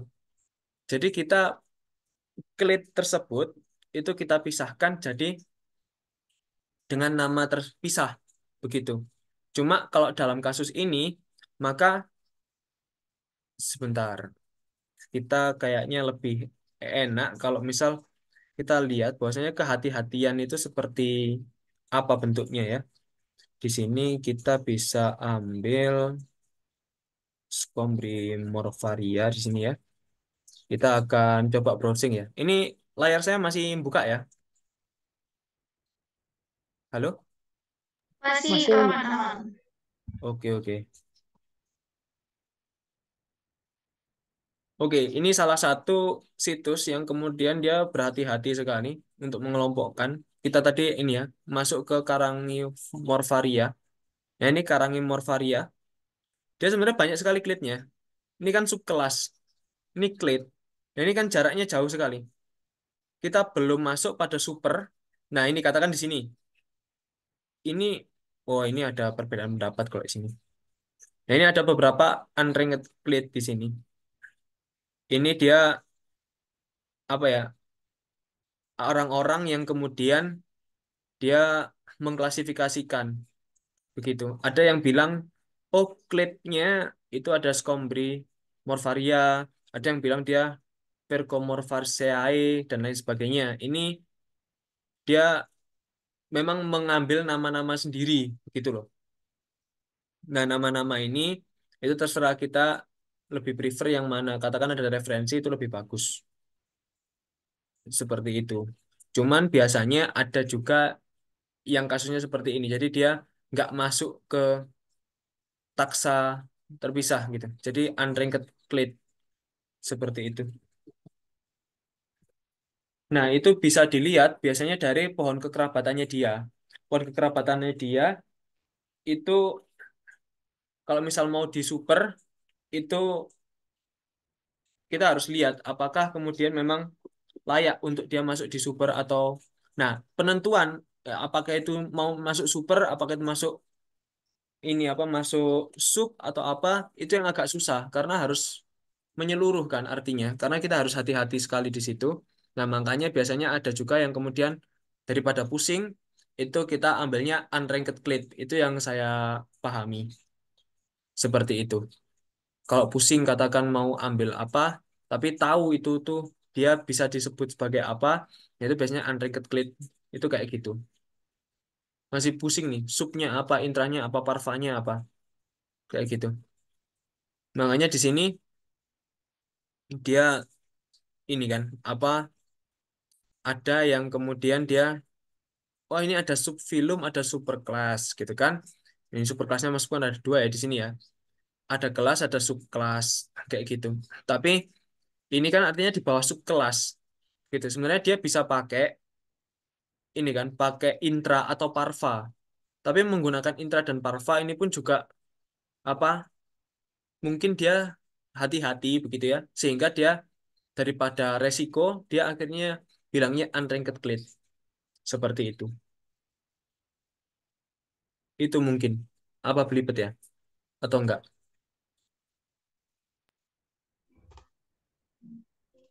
Gimana, Bu? Masih masih ada yang dibingungin kah? Jadi persyaratannya itu tetap di titik nenek moyang mana kamu mau pisah itu, gitu loh. Bukan apa tidak selalu dia ditemukan morfologinya. Morfologi itu bisa nyusul gitu loh. Walaupun kemudian memang genetik ini penunjang morfologi. Tapi kalau dari proses ini biasanya genetiknya itu ditemukan dulu, baru kita cari morfologinya yang mana nih, yang kemudian menjadikan dia satu. Seperti itu, Bang. Kalau misal yang kamu sebut sebagai alasan dia disebut seperti itu adalah morfologi, maka sebenarnya morfologi ini bisa nyusul. Gitu, Bekti. Iya, paham, paham. Aku malah tadi nangkep awalnya itu di morfologi dulu, tapi ternyata morfologi itu malah part paling akhir buat nentuin itu ya.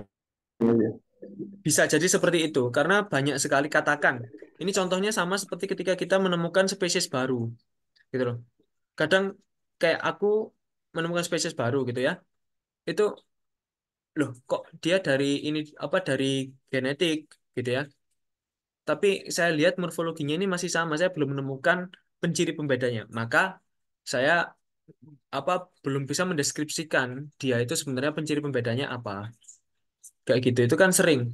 Sama seperti ini. Oh, ternyata ini apa ikan A, B, C ini ternyata dia masih satu clade, masih satu kelompok. Tapi saya nggak ngerti kemiripan mereka itu apa yang membedakan dari kelompok lain, gitu loh. Jadi terkadang dia akhirnya ini apa, akhirnya ada dulu tapi belum ada penjelasannya, seperti itu.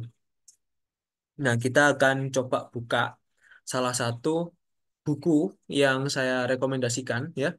Ini dia jelas sekali untuk apa untuk melihat. Terkadang dia kalau semisal ada, dia akan katakan ada perbedaan gitu ya. Oh, subfamili. Ini dia apa pencirinya? Katakan di sini ya. Ini teman-teman, wah langsung bukanya di sini. Teman-teman tahu ini ikan apa? Ini ikan yang punya penis di kepala. Ini penisnya dia. Nah, ini dia ada subfamili Gula Valinae. Nah, dia ada pencirinya di sini. Nah, ini baru ada pencirinya di situ.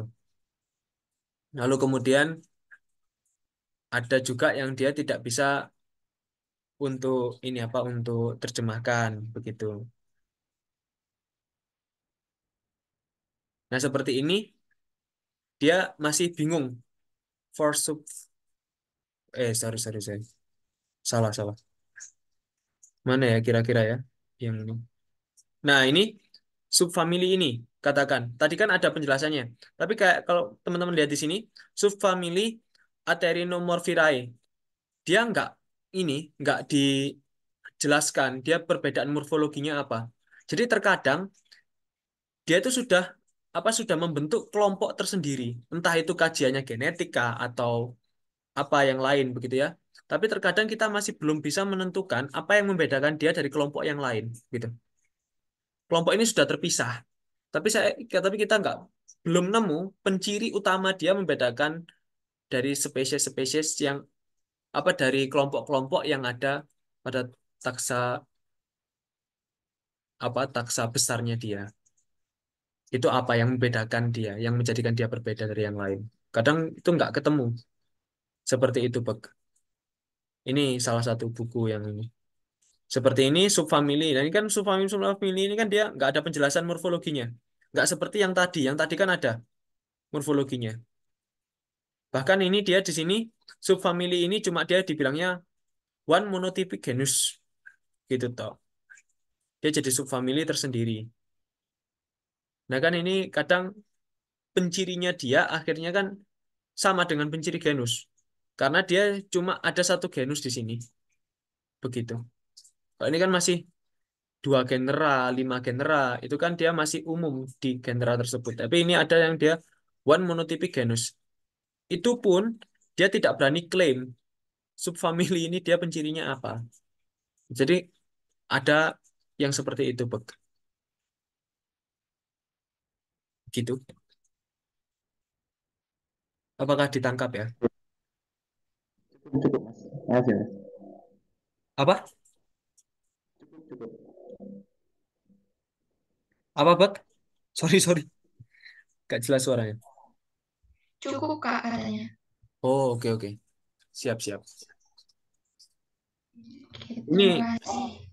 oke. Untuk jurusan ya apa, Jus? Sudah terserahkan. Ini ada, Mungkin oh ya, monggo jurusan. satu pertanyaan terakhir. Kalau Oke. misalkan kita nggak ngasih subfamili, subclass itu, seberapa dampaknya di apa gitu, misal artikel atau paper yang kita tulis gitu. Jadi kita cuma nulis ini aja, apa ya, garis besarnya aja tanpa mencantumkan subfamili dan kawan-kawan. Sebenarnya seberapa penting sih subfamili ini tuh atau subkelas ya, per sub-suban ini tuh? Mungkin seperti itu. Oke.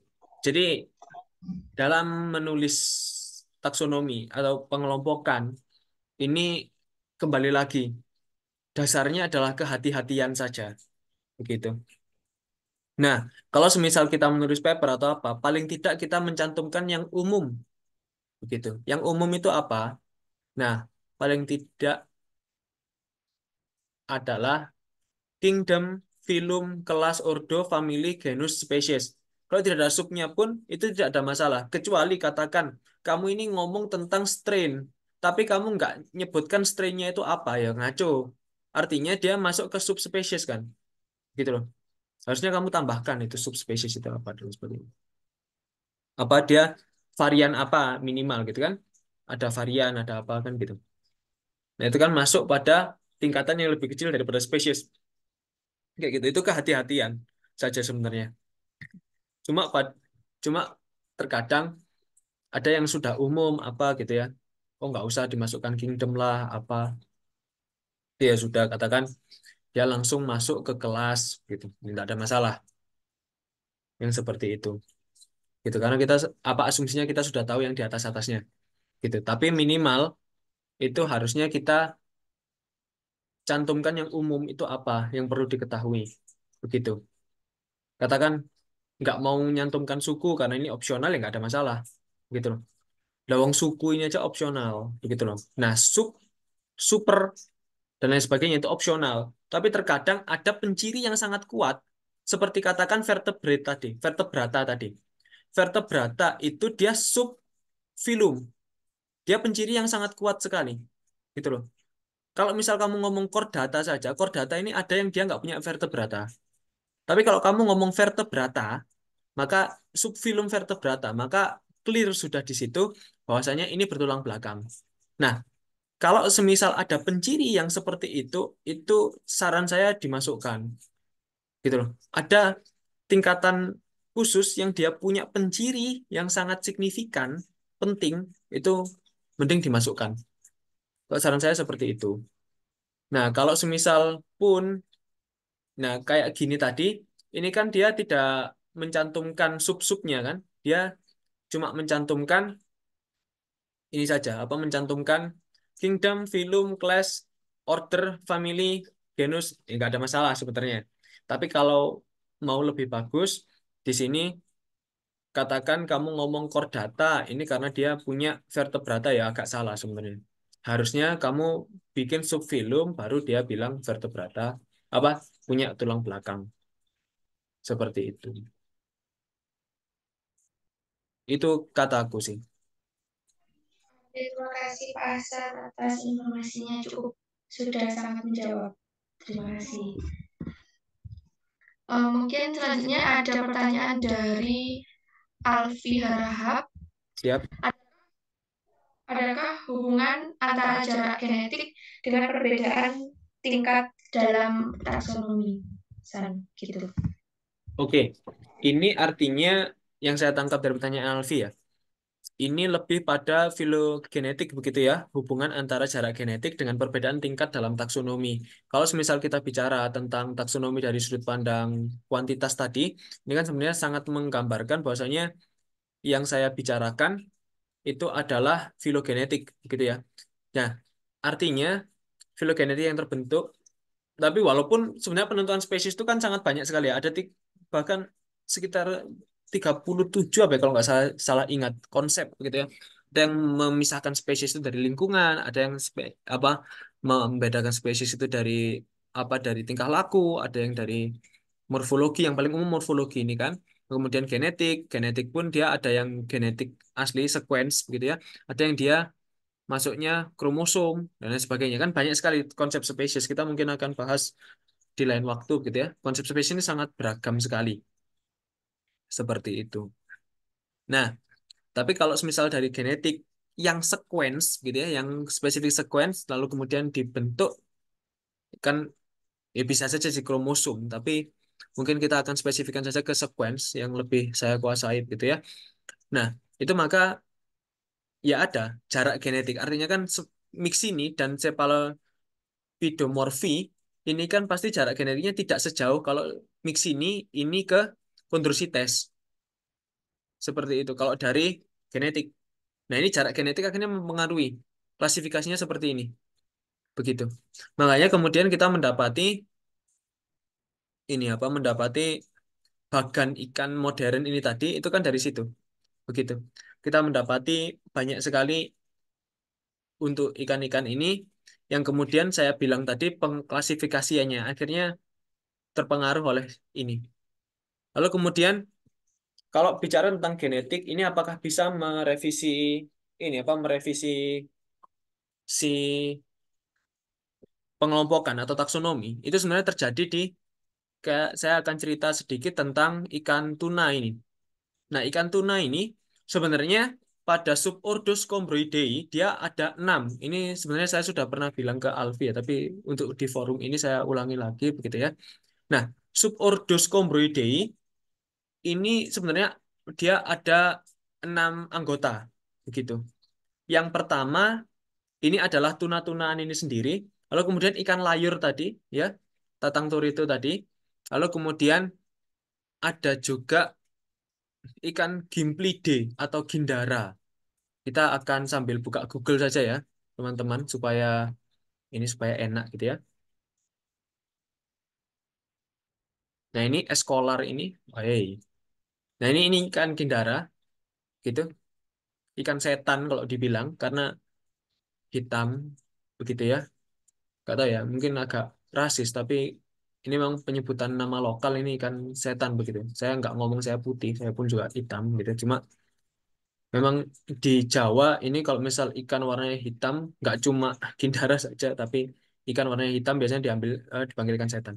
Nah, oke, singkat cerita, ada ikan layur tadi, lalu kemudian tuna-tunaan, dan ikan gindara begitu.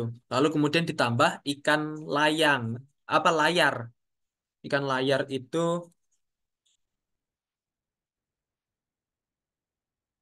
Ichthyophoridea, sorry. Ini ikan layar yang atas ya. Yang atas ini ikan layar ya, ada layarnya karena. Nah, yang bawah ini itu sebenarnya ikan marlin begitu. Cuma ini kenapa kok masuknya ini? Harusnya ZPPD dia sudah. Nah, pokoknya itulah dia apa siripnya itu tidak sampai ke belakang. Saya ini aja ya, saya buka satu lagi saja. ZPPD, ini ZPPD dia. Ini ikan pedang. Mungkin saya yang salah ya. Tadi memang mungkin masuknya ikan layang. Tapi ini ikan pedang, ya. Ikan pedang, ikan layar, ikan gindara, lalu kemudian ikan tuna tadi, ikan layur tadi, sama tambah satu lagi adalah barakuda. Teman-teman harusnya tahu ya, barakuda. Ini barakuda. Nah, ini masih satu subordo, begitu. Ini masuk masuk subordo. Nah, kalau teman-teman lihat di buku ini sebenarnya dijelaskan di buku ini. Sebentar.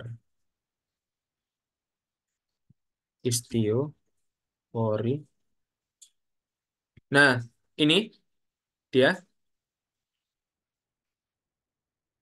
Jadi dia itu, oh bukan di halaman ini kayaknya. Sebentar, bro. Nah, ini the close relationship among Spirinidae. Spirinidae itu barakuda.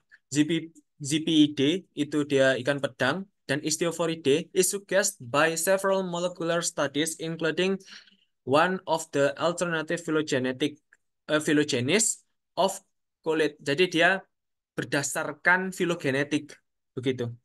Ini dia singkat cerita ini keluar dari ini apa dari Scombroideae. Ini Scombroideae ya. Sebenarnya had been placed in Scombroideae by Johnson. Ini sebenarnya tidak cuma Spirina tapi tiga keluarga itu tadi itu masuk ke Scombroideae sebenarnya. Tapi karena ada filogenetik ya, filogenetik terpisah begitu ya. Nah, akhirnya dia dipecah pada sekarang dia masuk pada istioforiform yang tiga itu tadi, yaitu ikan pedang, ikan layar, dan ikan barakuda. Begitu. Sementara Scombroideae-nya itu tinggal ikan layur, gindara, dan ikan tuna. Itu saja. Itu terjadi karena kajian molekular. Jadi pengelompokannya sekarang berbeda. Seperti itu. Tapi apakah ada kemungkinan kalau semisal revisi itu tidak diterima, pasti ada. Begitu. Pasti ada. Ada kemungkinan, apa maksudnya pola yang seperti ini bisa jadi tidak diterima? Ada. Bisa jadi ada. Begitu. Karena ya kembali lagi, maksudnya pengelompokan ini adalah kesepakatan sebenarnya. Kalau misal ada yang nggak sepakat, ya dia bikin sendiri. Gitu. Kalau ada yang nggak sepakat, berarti dia apa ya, kayak ya sudah kalau nggak sepakat ya berarti dia akhirnya kan punya versi sendiri. Begitu. Itu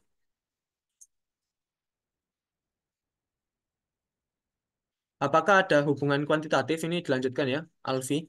Apakah ada hubungan kuantitatifnya antara jarak genetik dengan beda tingkat taksanya? Misalkan perbedaan 10% pada spesies, 10% pada genus dan seterusnya. Oke, ini jarak genetik ya. Kalau tadi kan saya nyambunginnya ke filogenetik ya. Kalau jarak genetiknya sendiri, ini sebenarnya banyak hal yang mempengaruhi. Yang pertama itu adalah region yang dipakai, seperti itu. Karena seperti yang saya jelaskan pada saat belajar bersama di forum sebelah gitu ya. Sebenarnya evolusi itu terjadi, perubahan-perubahan itu terjadi. Itu kan katakan kita yang paling umum menggunakan regency O1 gitu. Regency O1 ini adalah salah satu bagian pada pada mitokondrial. Saya sambil bukakan saja karena di sini ini ya biar jelas ya. Jadi ini kan mitokondria. Nah, yang paling umum untuk digunakan sebagai identifikasi memang CO1.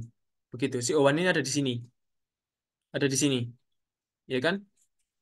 Nah, tapi apakah evolusi itu pasti terjadinya di CO1? Tidak juga, gitu loh. Bisa jadi di tempat-tempat lain.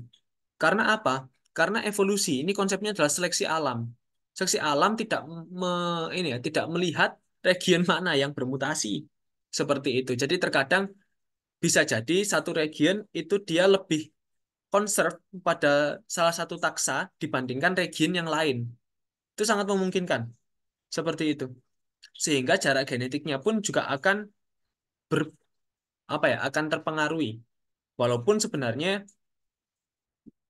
dalam artian seperti katakan di ikan tuna, ikan tuna antar spesies itu 2% saja nggak sampai.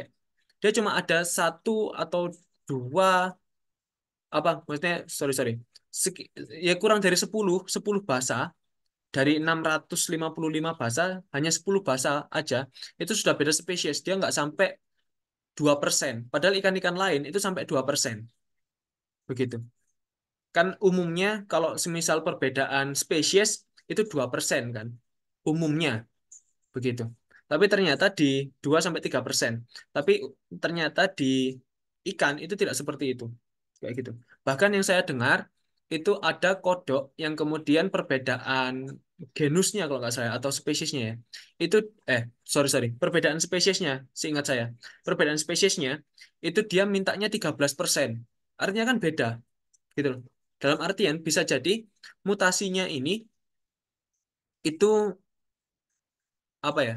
Jadi dalam artian bisa jadi mutasinya ini itu berbeda-beda antar spesies, antar famili, bahkan antar tingkatan-tingkatan itu bisa jadi berbeda antara satu dengan yang lain. Lalu kemudian juga melihat reproduksinya. Reproduksi dari ikan tuna katakan itu kan terlalu lamban kalau dibandingkan dengan bakteri, katakan, let's say yang paling gampang. Apakah kemudian kita mengasumsikan bahwasanya bakteri itu pasti jaraknya sama dengan tuna? Kan enggak juga. Dalam artian penentuan genus apa perbedaan di genus, perbedaan di famili itu sebenarnya relatif begitu. Itu hanya garis besarnya katakan di ikan gitu ya. Apakah kita membandingkan ikan gatul atau ikan cere yang kita temukan di selokan begitu dengan ikan tuna ini sama reproduksinya? Kan beda. Reproduksinya tuna butuh tahunan. Kalau ini dia hitungan hitungan bulan sudah beranak pinak dan lain sebagainya. Itu kan pasti dalam artian semakin banyak anakan, semakin banyak generasi, semakin banyak kopian, artinya kan semakin besar kemungkinan mutasi. Kan begitu harusnya.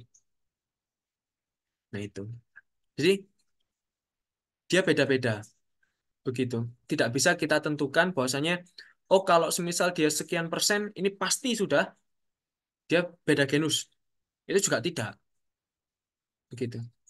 Karena juga kembali lagi bahwasanya yang paling kita utamakan itu adalah deskripsi morfologinya. Genetik ini penunjang begitu.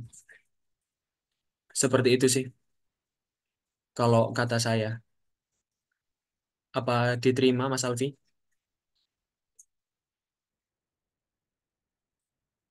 Apa nih? Oh anjir. Jangan gitu. Jadi aku jadi dianggap ini nanti aneh-aneh kok. Sama-sama laki nih kita.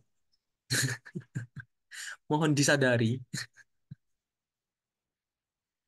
Oke, bagaimana Mbak Moderator?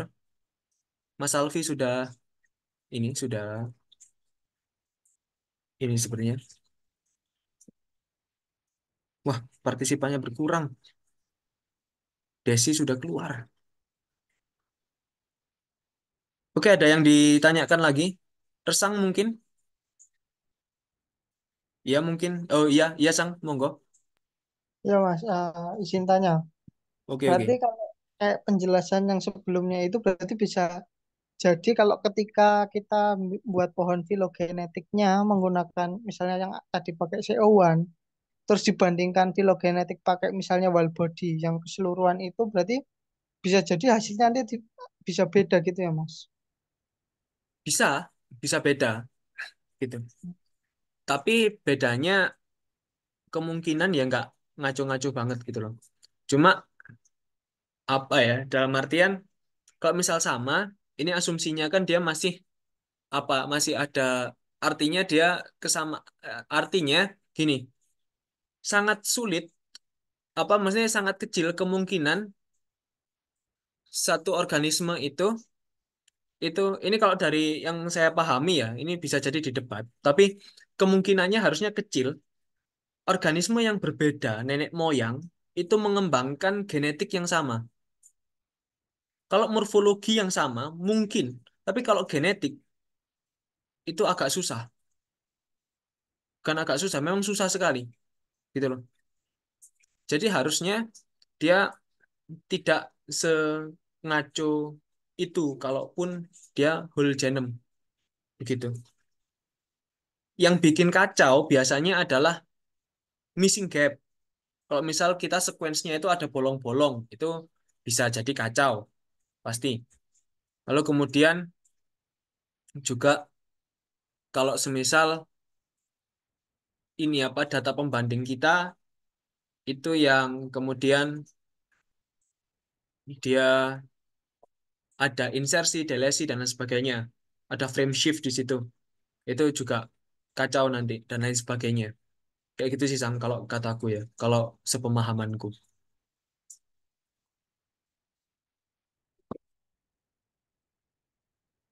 Halo Sang.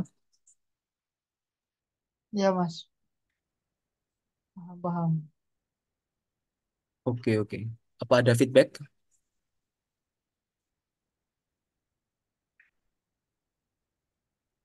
Enggak sih, Mas. Agak kaget aja yang tadi yang itu yang pengelompokan kok bisa jauh banget gitu. Iya itulah. Namanya juga hidup ya. Pasti mengagetkan. Banyak hal-hal mengagetkan. Ya, kayak belum bisa menerima gitu. Lah itu. Karena terkadang memang apa ya. Tapi memang kalau misal saya jelaskan sedikit ya. Kalau misal ini Coelacanthi ya atau ikan raja, ini dia kenapa kok dia jadi kelas berbeda? Itu dipisahkan karena dia punya loop atau ini ya apa bakal lengan begitu. Jadi ini kan agak panjang kan di sini untuk apa untuk siripnya ini dia ada loopnya dulu, ada apa kayak pergelangan dulu, baru kemudian sirip gitu ya. Nah ini adalah penciri dari apa dari nenek moyang manusia yang masih bentuk air gitu ya. Itu ada namanya Eusthenopteron. Sebentar. Nah, Eusthenopteron ini itu dia juga loop bentuknya. Tangan apa ini siripnya. Ini siripnya kayak loop gini kan. Dia kelihatan ya. Nah, ini adalah bakal lengan kalau dalam evolusi. Ini adalah bakal lengan yang kemudian nanti Eusthenopteron itu jadi Tiktaalik roseae. Nah, ini jadi seperti ini nanti. Jadi makin panjang ininya lengannya. Nah, ini. Nah, ikan ini akhirnya mulai ke darat seperti itu. Jadi untuk ikan raja ini memang dia kalau semisal dikelompokkannya dekat dengan kata itu saya nganggapnya karena ada evolusi dari ikan-ikan yang memiliki loop ya lengan ya apa lengan yang ada di siripnya dia itu yang kemudian menjadi hewan darat dari vertebrate gitu vertebrata hewan darat seperti itu. Jadi ini nanti tali kan lama-lama jadi hewan darat seperti itu. Tapi ini adalah ikan yang keluar dari ininya, apa dari air begitu. Pada zaman purba, ikan pertama yang keluar dari air, asumsinya adalah ikan pertama ya, yang keluar dari air untuk kemudian menjadi cikal bakal nenek moyang hewan-hewan darat. Seperti itu, Sam. Makanya dia lebih dekat dengan kodok daripada ke ikan biasa. Karena ikan ini dia mungkin agak jauh ya, dia ini apa, tidak mengembangkan loop itu tadi. Jadi tidak mendekati ke Coelacanthi. Dia terpisah ininya. Begitu sih, Sang. Kalau misal yang di sini. Nah, kalau misal antara lele dan sarden ini saya juga belum menemukan alasan kenapa gitu kan. Tiktaalik ini dulu keluarnya dari air tawar apa laut, Mas? Setauku laut, ya. Seingatku laut, begitu. Seingatku laut, insya Allah laut.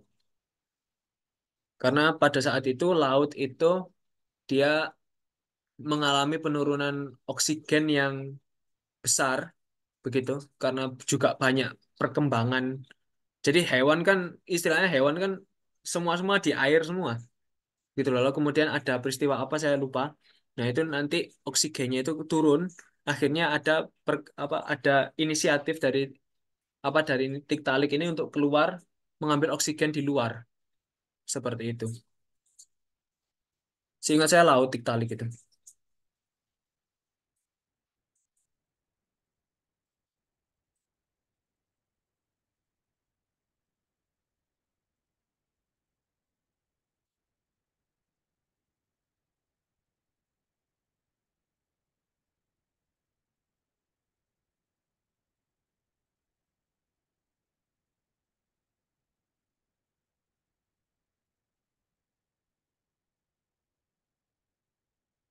Oh, fresh water, bro. Sorry, sorry.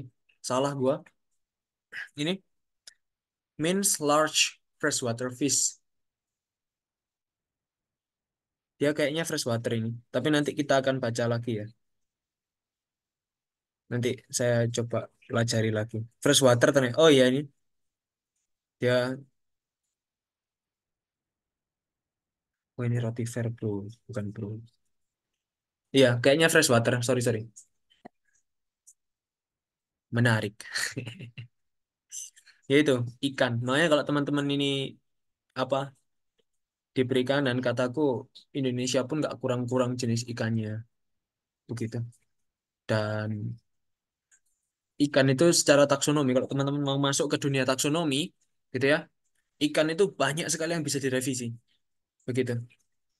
Apalagi kalau teman-teman apa main di Urdo Persiformes. Jadi kalau yang sekarang masih di Persiformes, Persiformes ini salah satu Urdo yang terlalu gendut, begitu. Jadi kalau teman-teman main di Persiformes itu teman-teman bisa seenak jidat tuh. Kalau semisal menemukan hal yang kemudian baru dan lain sebagainya, teman-teman bisa pisah-pisah tuh, semau sendiri. Gak semau sendiri sih, pasti akan dikoreksi dan lain sebagainya. Tapi kalau misal teman-teman memang berkapasitas untuk itu akan menjadi ladang penelitian itu sebenarnya. Tapi memang di Indonesia ini masih jarang ya untuk ini apa untuk para peneliti taksonomi yang melihat itu gitu. Itu sih teman-teman. Ada lagi yang ditanyakan? Mas izin tanya. Iya, monggo Sang. Ini kan tadi yang apa itu yang tadi yang pembeda ciri pembedanya itu ciri samanya itu kayak tadi cikal bakal tulang lengan. Hmm.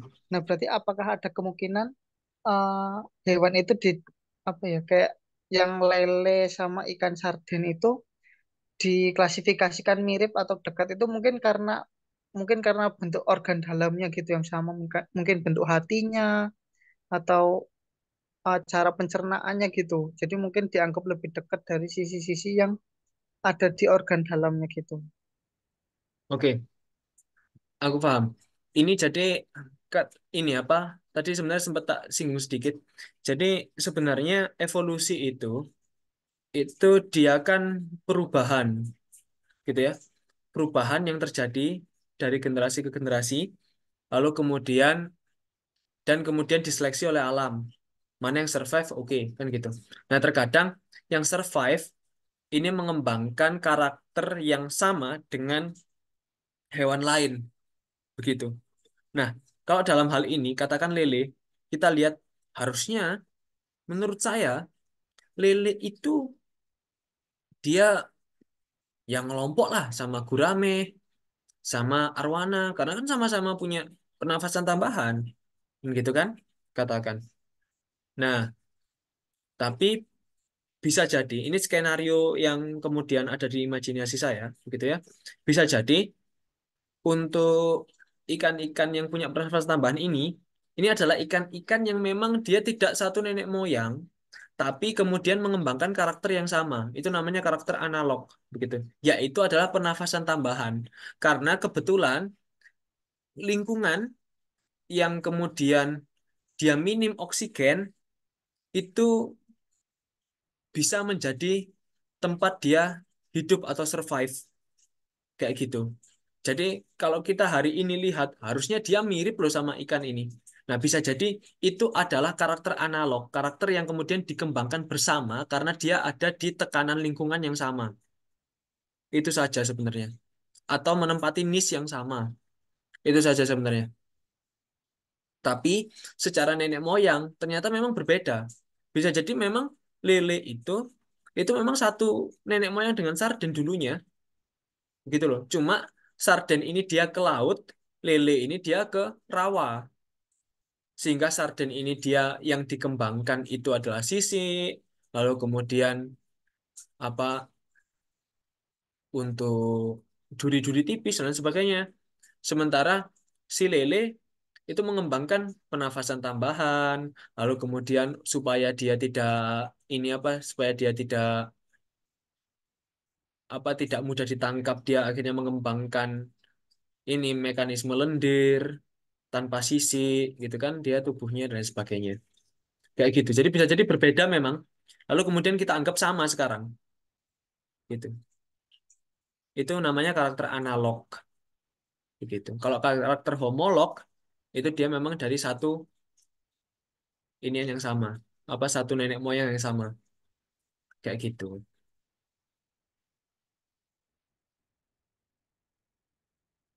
Mana yang betul? Manusia nenek moyangnya kera atau manusia satu nenek moyang dengan kera? Wah, ini dari kalimat ini itu sebenarnya dia bisa diartikan dua tuh kalimat pertamanya. Manusia nenek moyangnya kera itu artinya manusia ini yang dulu, kera yang sekarang.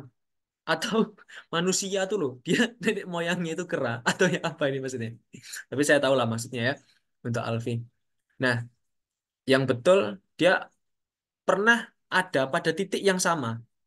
Begitu. Artinya nenek moyangnya itu apa dia sharing the same ancestor, berbagi nenek moyang yang sama gitu. Tapi kemudian terpisah, terpisah begitu. Perpisahannya juga cukup jauh begitu. Karena perbedaan kera dengan manusia itu kalau dari genetik ya, kita tidak ngomong sequence, tapi ngomong tentang ini apa tentang kromosom. Manusia itu kehilangan dua kromosom. Nah, penghilangan dua kromosom ini tidak gampang, begitu loh. Ini masih diperdebatkan sekali. Kok bisa dua kromosom ini dia hilang? Kayak gitu. Jadi jangan mau digoblokin kalau ada yang bilang nenek moyangmu kera. Ini kata-kata Alfi ya di kolom komentar. Ya, betul. Karena memang sebenarnya ada juga yang tidak bisa disalahkan. Kalau misal kita definisi kera itu adalah makhluk yang seperti manusia, tapi apa makhluk seperti manusia yang berekor gitu. Karena sebenarnya ekor pada manusia itu tereduksi begitu. Artinya dulu ada ekornya gitu loh, sebelum jadi hominid. Kalau misal definisi kita itu dia berekor, walaupun kemudian bisa jadi bentuknya itu dia nggak 100% seperti kera sekarang, tapi kalau misal itu ketika kita pada masa depan itu menemukan jurnal ilmiah yang kemudian dia membahas prediksi dari nenek moyang titik di mana primata cikal bakal primata itu terpisah itu seperti kera karena dia ada ekornya kah apakah ya wajar karena sebenarnya ekor pada manusia itu tereduksi jadi awalnya ada ekor tapi lama-lama dia akan hilang hilang hilang hilang hilang sampai kemudian dia kenapa kok dia dibilang Homo erectus ya karena dia berdiri gini set gini seperti erex ya itulah dalam artian dia memang tek gini sudah maju sudah ini sudah ekornya sudah mulai hilang gitu tulang ekornya sudah mulai kemudian menyesuaikan. Akhirnya kita tanpa ekor. Tapi permasalahan apa? Tapi yang tidak bisa dibantah adalah kenapa kita punya tulang ekor. Kalau semisal memang kita tidak pernah apa berbagi nenek moyang yang sama dengan kera. Itu sama seperti pertanyaan kenapa kok paus itu dia punya 5 jari. Paus itu sebenarnya kan dia claps apa dia siripnya dia itu kan kalau misal dibedah itu kan dia 5 jari begini. Paus, lumba-lumba dan sebagainya. Kenapa kok dia 5 jari gini? Kalau misal dia tidak berasal dari darat, karena mereka memang dari darat kemudian masuk ke air. Jadi makanya sudah 5 dulu. Itu homolog. Jadi sifat-sifat homolognya. Nah, kalau semisal titik di situ dia dianggap kera, ya sudah ya. Memang sebenarnya nggak ada. Tapi kalau misal ngomongnya adalah manusia ini dari kera, dalam konteks kera modern, ya pasti salah. Literally salah. Bukan literally, totally salah. Seperti itu. Itu sih. Tapi untuk, ya tadi kembali. Kalau dalam agama, ya kita bisa saja, ya kita percaya kalau manusia pertama itu Nabi Adam gitu.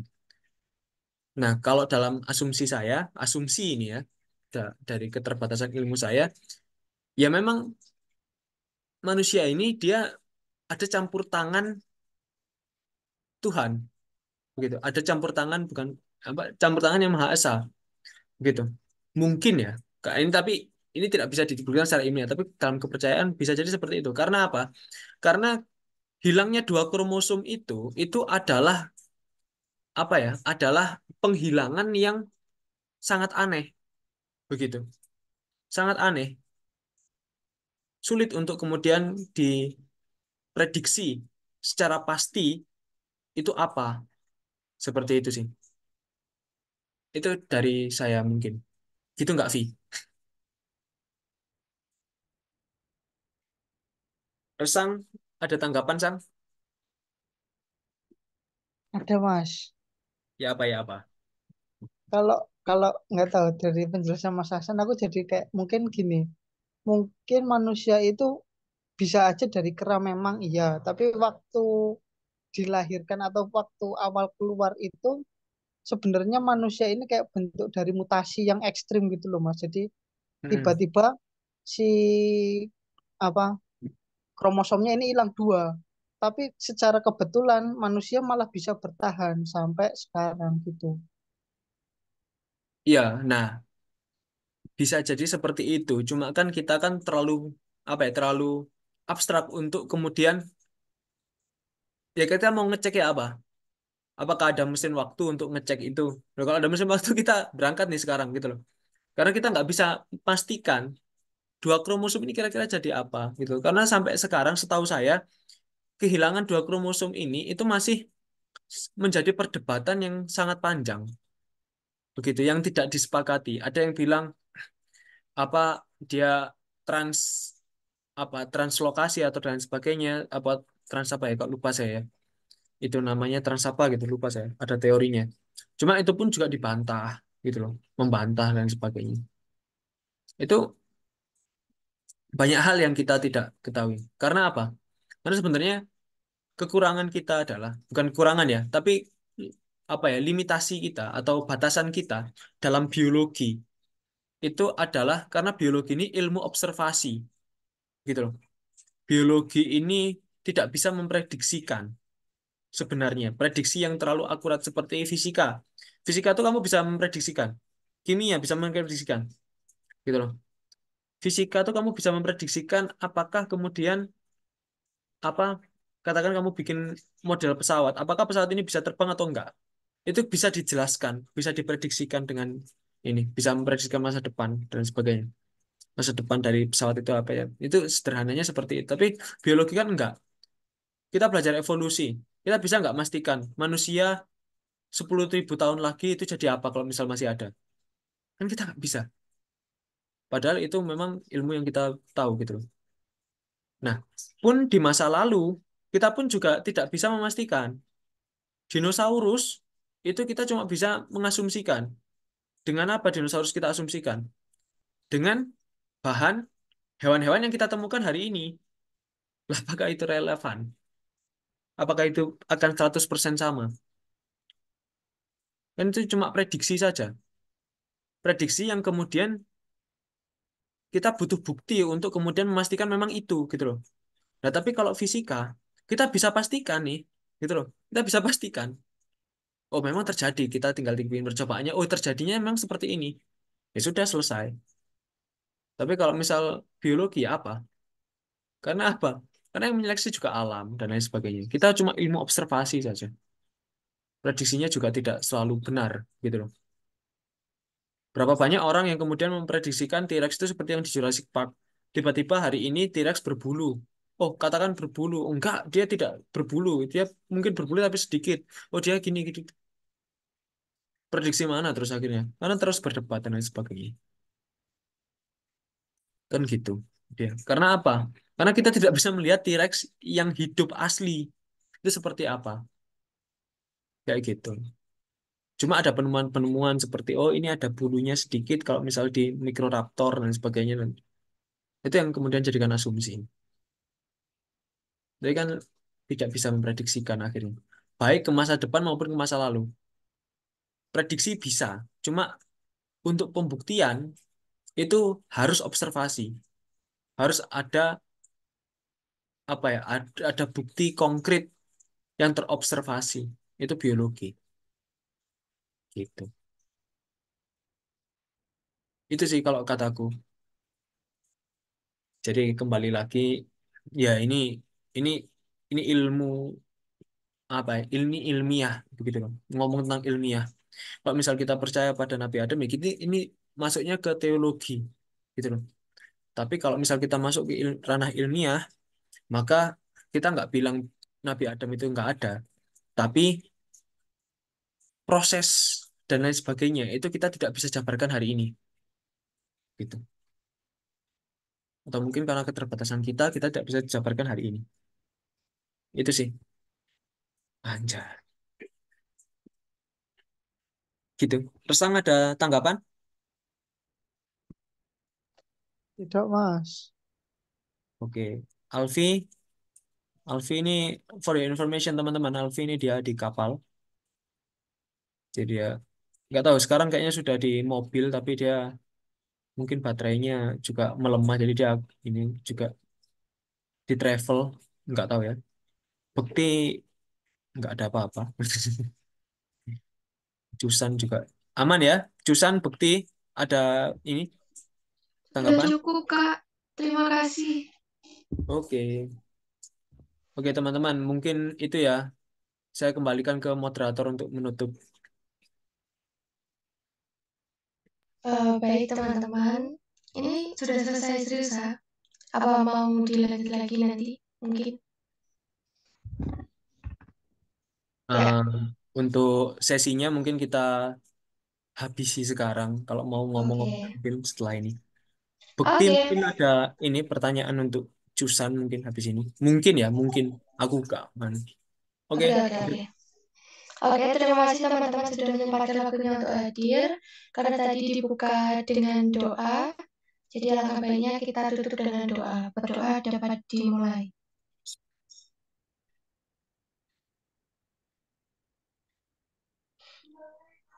Oke, berdoa dapat dicukupkan dan dilanjutkan nanti. Terima kasih teman-teman sudah datang. Sekian, Assalamualaikum warahmatullahi wabarakatuh. Waalaikumsalam warahmatullahi Warahmatullahi wabarakatuh. wabarakatuh.